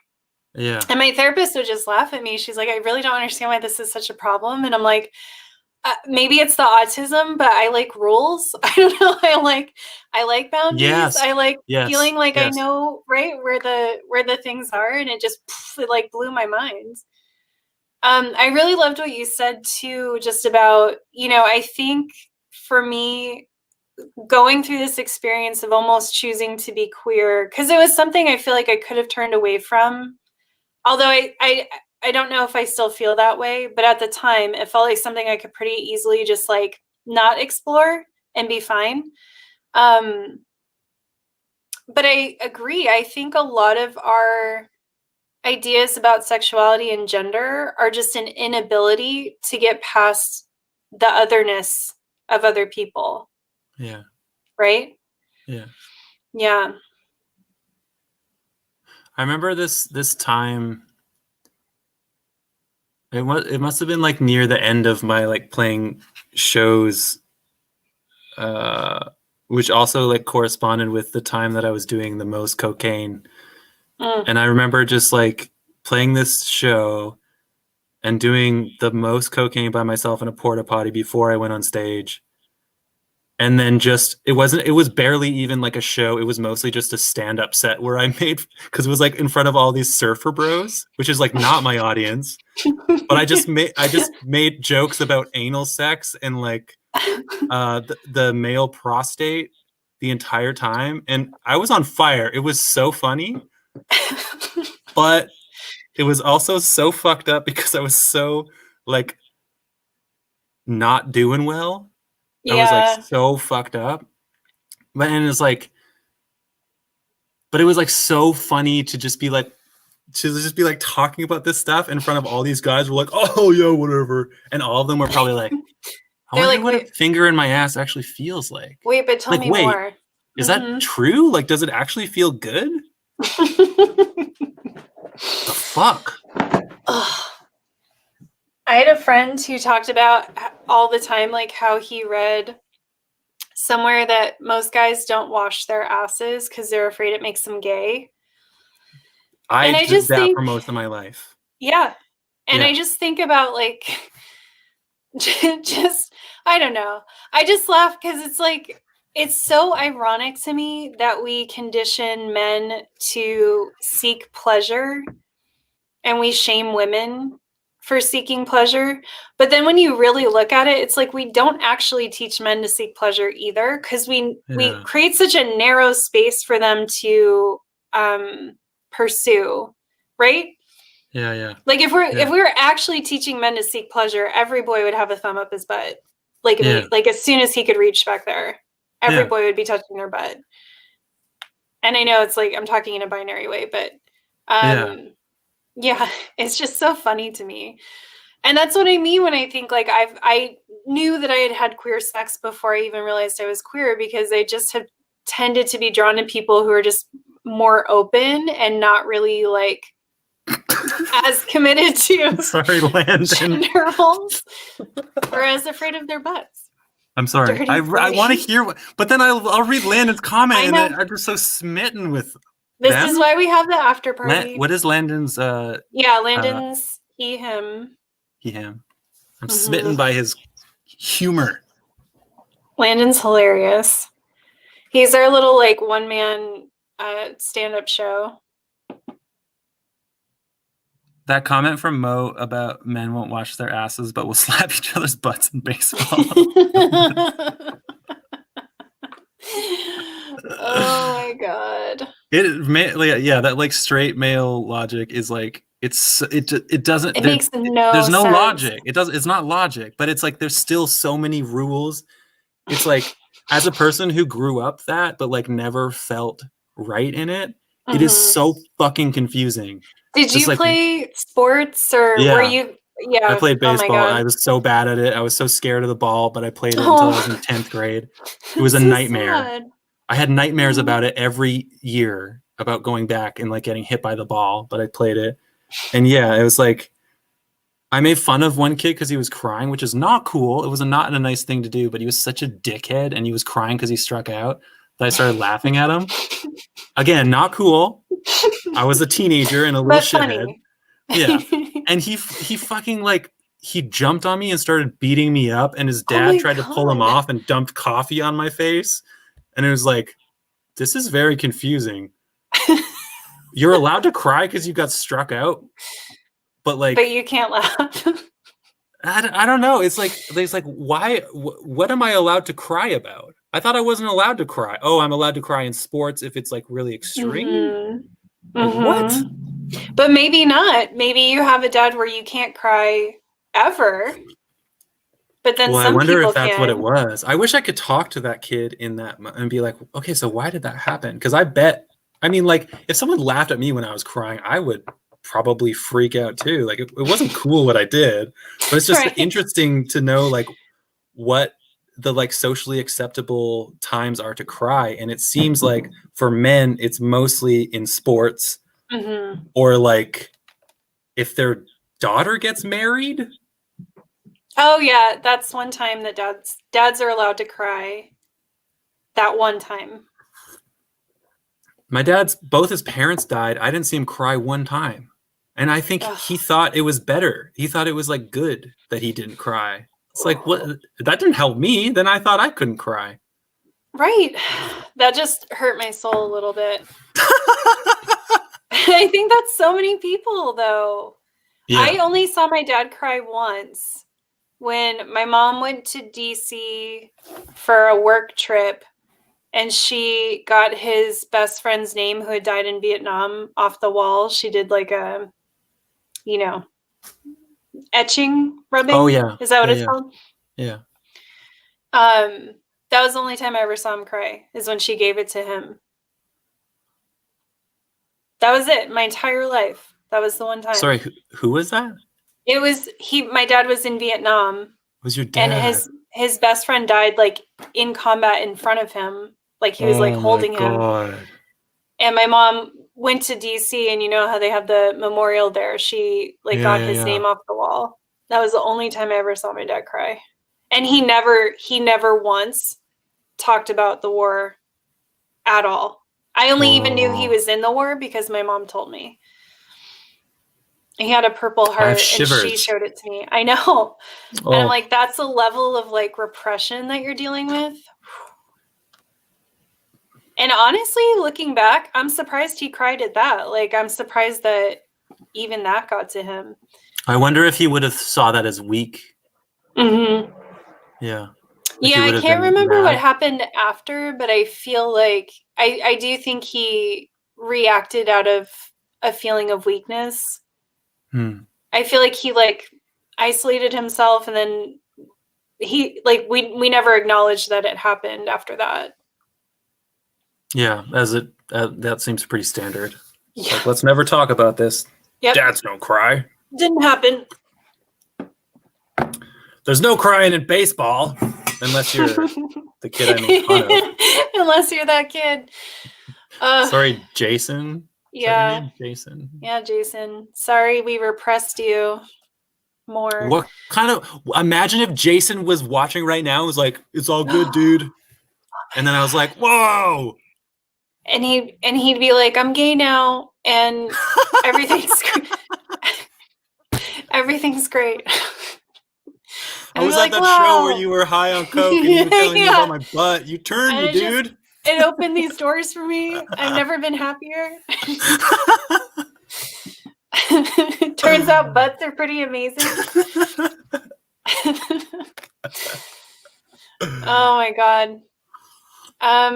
Also, to your thing about like straight male logic too, I will never in my life understand frats. I will never. They seem so gay. They seem like the gayest thing that ever existed on the planet. And yet they're the like epitome of like being a dude bro. I don't understand it. People are naked all the time. Hazing is very gay. They just do a lot of gay things. And I'm like, I don't understand sports. I don't understand frats. I don't get how these are straight things to do because y'all are acting real gay all the time. Well, I wonder if that actually like serves the theory that no one is actually straight. I think and that like that is that's a way of expressing that in a socially acceptable way, because like no one can actually deny that they want to also sometimes touch a butt. Because some people have really nice butts and you just want to touch them. That's okay. Yeah. Yeah, and I agree with you because I think what it shows is that if we didn't have these restrictions, that's how men would be like all the time. They just be out in the street like touching each other's butts. Well, yeah, I mean, like, hey, bro, have you ever been on Grindr? Like, Grindr is a scary fucking place. When when dudes can just fuck whenever they want.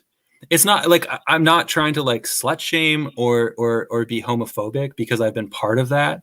But it's like, for me as a person who like needs some kind of compassion and like gentleness, it's fucking terrifying to see people just be like, yeah, you want to fuck? My place or yours? You like, you hosting? It's like, oh my God. I haven't been on Grindr, although I've had many friends who have. And I agree. I am a little demisexual. I cannot just like jump into stuff with people. And I remember going to Castro Street in San Francisco and having that feeling. I was like, this is really fucking intense. Like I don't feel, and it's like no one there even wanted me, but I was like, just being around this energy is too much. Yeah. And I live in the gay neighborhood here. And I don't like going out like weekend nights because it's just that vibe everywhere. And it's like, I'm not shaming anyone. I'm glad that works for people, but it just does not work for me. And I've had trouble finding spaces here where I can just like meet other queer people without it being like, we all just want to like fuck each other's brains out constantly and instantly. I just kind of want to like talk and Yeah. maybe eat a thing or drink a thing. I just want to hang out and like get to know people, and it's very hard to find spaces like that here.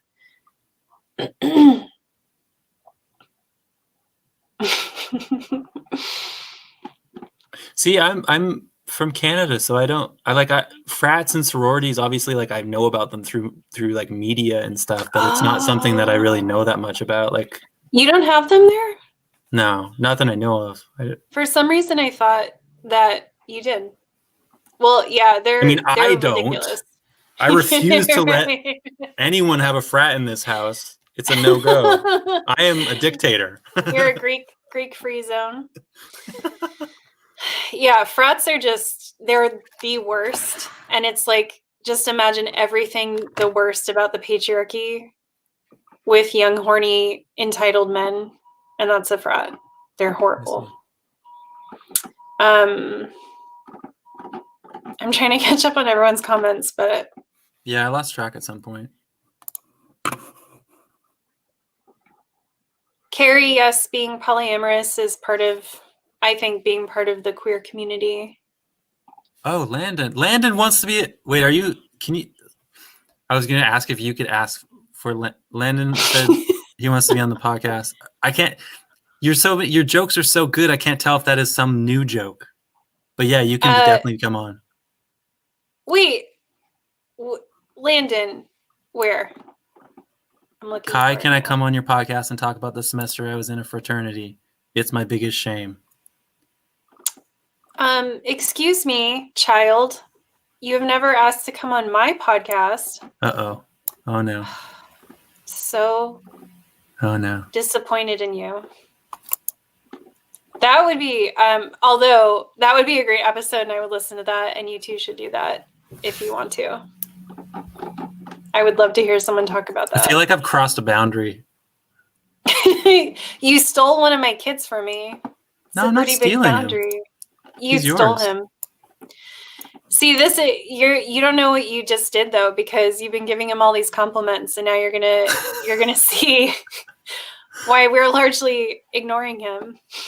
Because he's a monster. He's not a monster. No, we just have long-running jokes that him and Everett get big heads, and then they get out of control. Oh yeah. Everett is being a little sweet pea today. Everett, are you okay? You feeling all right? Usually Everett's my little sassy pants child.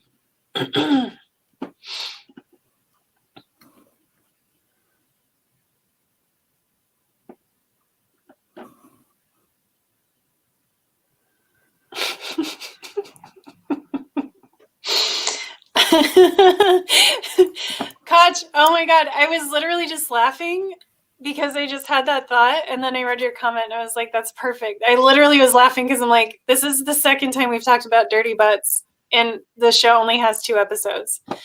You talked about it in the first one? I think so. I think it somehow came up on, maybe I'm misremembering. I feel like it came up on the Afterparty on the first one. Oh. Maybe I'm misremembering and it was Bitchy Shit Show, but it's definitely something that's been talked about very recently. Yeah, I thought that was really funny. I'm tempted to name this episode that, but then it won't make any sense because people will be like, what? That wasn't in it. Seasonal tips and dirty butts. Yep. That's what you come here for. The seasonal tips is a long-running joke because we got reviewed in a magazine many years ago, and the review was so sexist.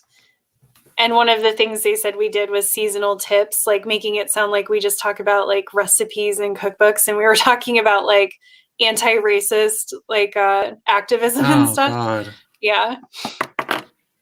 What was it like, what kind of publication was it? It was a vegan magazine. Oh, I thought you were going to say frat magazine. Yeah, it was fratbros.com. So it was a vegan magazine, and oh wow, that's fucked up. Yeah, and still it was so sexist. One time I had a really big freak out because someone reviewed Feelin Weird like right around the beginning of when it started in like the local university paper and like misquoted me and like didn't understand my humor. Oh, And God. I freaked out and I had a really big reaction and I lashed out to the editor and it was not good. Oh, no. And I think that's the only time that I've ever like freaked out really. But yeah, it was a real bummer. I apologized to the editor multiple times because I was like, yeah, that was so uncalled for. But I just felt so mad to like be misquoted and like misrepresented in like a magazine. It's like, fuck you. That is really, really hard. I used to run a local group here, like a meetup group, and we got interviewed for this local magazine. And the guy did that to us. He like misquoted everyone and he misrepresented us and made us look like weird. And oh, I just remember being so angry. It just feels like this weird violation, you know, in some way, like you're doing something intimate. And I guess for you didn't necessarily let that person into your space, but like, you know, they entered your space and then it's like, and then you're just not understanding what we're doing here. And instead of just being like, well, I guess I don't get it, you know, then you're publicly trying to make me look like a weirdo. Yeah. Oh, I hate that. I know it's usually now I can just read reviews and laugh, like the negative ones, because it's so clear that they don't get it. But the ones that get to me are like that, where it's like I feel like someone's just like misinterpreted me and ran with it. And I feel it just feels so unfair and just so yucky. I think at some point, like some of that stuff becomes way more about that person reviewing than it is about the actual content. It's just like a lot of like music journalism or whatever is just about like how interesting I can make this article as opposed to like what it's actually about. Yes.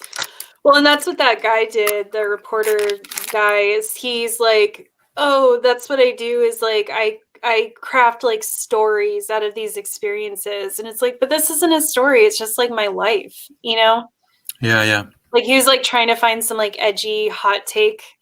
But I'm like, this is just like, we're just people trying to find community.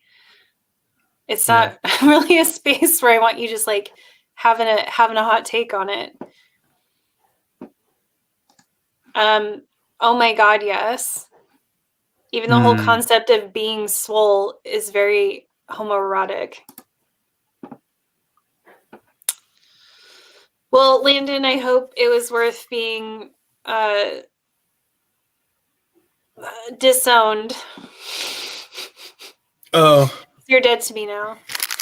Shit. I'm just kidding. Mommy loves you. Did I actually hurt your feelings by saying that? Okay. No, definitely not. Definitely not.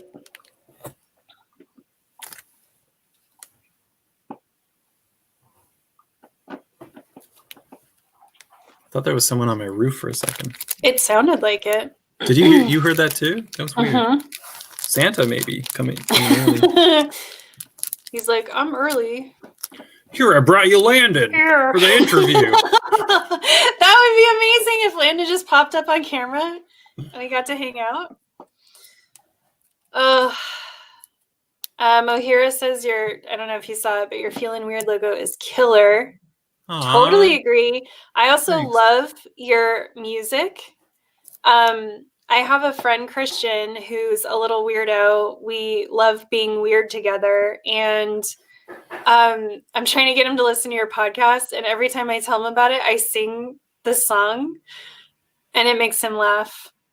So he hasn't, I'm just like, it's so your vibe. And I'm like, even the intro music. And I'm like, I'm feeling weird. And he just starts laughing.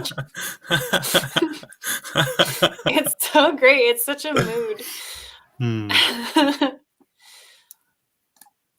So good job on your branding. It's weird to be good at branding stuff. I hate that word so much. I know. I struggle with that constantly because I really enjoy the craft of the things. Like I enjoy like creating a vibe and a mood and a look and a feel and a sound, but I hate the concept of branding. It's like a daily struggle for me. This is actually something I wanted to talk to you about because I hate branding. I hate selling myself. I hate social media. And at the same time, I need to like somehow exist off of the stuff that I create. So it's like part of like, mostly I try to just kind of like trust that if I'm creating something that is authentic and honest, that it will have traction, whatever the fuck that means. But then there's this other part of me that was like, I gotta be on all the social media, I gotta promote it, or blah blah. But it's like, I don't want to do that. And like, do I have to? Like, maybe I don't. Like, I don't know. I just like, I guess maybe we can just like talk about that another time. But it's like, I would love to. I resent all of that shit, and I just like, I'm like, yeah. Does anyone actually have to do that, or can we all just like, I don't know. Maybe I'll just like send my podcast out to people on tape, and I love it. It's like a monthly mail order service. Like remember Columbia House? Yeah. Like you just get these tapes of your favorite podcasts in the mail, and then you have to store them somewhere. Oh my God, I love that. And I'll just like never stop sending them to you, and then I'll also like charge you hundreds of dollars. You cannot cancel at any time. It's a I'm lie. a dictator. See, you're getting it. This show is a corrupting force, and it's unstoppable. And y'all think I'm joking when I act humble about my empire, but it's actually true. No, I have been doing a lot of soul searching about what you were just talking about because I don't remember if I told you, but before I started this show, my last show, we were live streaming 8 times a month. Holy shit. Yeah. And I was posting to social media every single day. Oh my God. And honestly, I did manage to grow our social media platform like fairly well, but I mean, it's not like we don't have millions of followers. So yeah, anyway, once I came back to it, I'm like, let me think about what I actually need to do and what I don't. Yeah. And the truth of the matter is, I think from when I look around at different people and see like what they do and how they manage stuff, I just really think if you can get to a place where you're doing what you love the most and just focusing on that, you'll be fine. So if you hate social media, I don't think you need to have it, honestly, because there's not really a lot of crossover. So, I think I have like 3,000 or 4,000 followers on Instagram. A lot of those people don't listen to the show, or they don't listen to the show because of Instagram. They are on Instagram because of the show. Right. Do you know what I mean? So it's like this weird capitalist idea that you're just creating a brand everywhere, and that you're like, it's not even about the thing that you're doing. It's about like being a person on the internet. And I think for smaller projects like ours, that just doesn't make any sense. Yeah. So I would say, like, I genuinely enjoy Instagram. I actually really like it.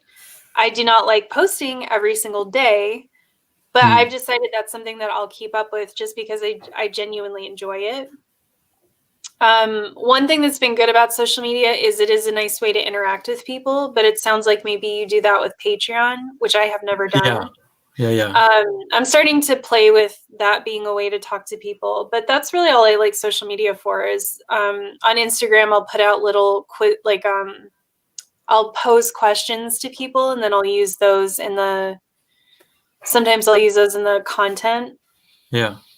But yeah, I've just been thinking about that a lot because I follow some people who are really successful who like don't even have a social media account. They just have like their podcast or their YouTube channel, and that's it. And I'm like, what? I think a lot of this is just a big sham. Yeah, I think so too. And it's like because I see other people doing it, I'm like, oh, I guess I have to do that. But like, exactly, kind of ties into what we talked about in our last conversation. It's like, do I actually, or like, right. Can I actually just exist how I want to? Exactly. So yeah, I would say just do or don't do whatever you want, and you'll have more energy for the stuff that you actually like, and you'll find your path that way. it's settled. I've deleted my podcast. I've Yes. deleted my Instagram. And now you can No just get the longer- podcast on tape. Send me $100 check. I only take checks. Yep. And send it to By Kye snail Plant mail. at Canada.com. Canada.com. You're like the post. I don't know. You call your people. The mailman knows where I live. It's fine. Just send it to Kye in Canada. Oh yeah, I'm the only Kye in Canada. Yeah, So they'll know. he'll get it here. Oh, you know I Kye in feel- Canada? Oh yeah. Oh yeah. I feel like this is a very sustainable business model, and I think you should do it. Cool. Oh my god. All right, kids. I'm actually starting to get very hungry. Yeah, me too. I'm really enjoying hanging out, but this is what happens is my autistic ass will just keep doing it, and then I'll be dead for 3 days after. I think I'm actually going to stay in bed all day tomorrow. Oh, that sounds wonderful. I might try to do the same thing. I had the busiest week starting from last Saturday. It has just been nonstop every single day, and I'm so burnt out. I hope that you can get some rest. Like truly. Thank you. I'm gonna do that for myself tonight and tomorrow. I'm gonna create space for rest to happen. Oh yeah, and I'll get this episode out tonight or tomorrow morning.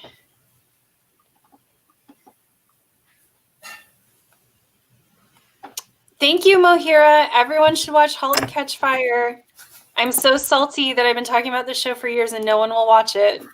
I know that name, but I don't know what it is. Oh, it's so good. It's about like game and software development in the 80s, and it has like bi representation, and I love it. Cool. All right, children. Okay, they're actually letting me go now. 5 more minutes. I know. No, I want to go too. Yeah, they can tell when I'm like, okay, I need to actually go. Anyway, thank you all for hanging out. Kye, thank you for hanging out. This is super fun. Thank you. This was fun. Yeah, I'm so proud of my kids. It was really cool to be able to make a show where I knew I would be having like new people come in and just feeling so safe with the community that they'll just like always be so loving and accepting of whoever I'm bringing. London, you're really funny. Excuse me. Now you're outsourcing labor to me. My momager. I will be taking a cut. I'm taking a 20% management fee. So yes, this was great. Thank you all for joining us. I should have said this hours ago, but Claire, Professor Flowers, is going to be with me on the next one. So that will be super fun. And please, if you haven't already, check out Kye's show because it's the fucking best. And we did, I'm really proud of our episode. So I hope you all listen to it. I am too. Yeah. All right. I can end the broadcast, but we will still be in here if you want to say bye, or you can just leave. Whatever you want to do. Oh, I do always you feel have a like preference? I don't care. I just always feel like it's awkward when you don't know if like, Oh, yeah. you know what I mean? Yeah. always- We say bye and then we're like, oh, you're okay. That happens to me whenever I collaborate on someone else's show. They're like, okay, so bye. And I'm like, well, are we saying bye for like the podcast or are we like, actually saying goodbye? I always get super awkward. Yeah. Anyway, all right. Goodbye, everyone. Wait, so I'm ending it now for real, but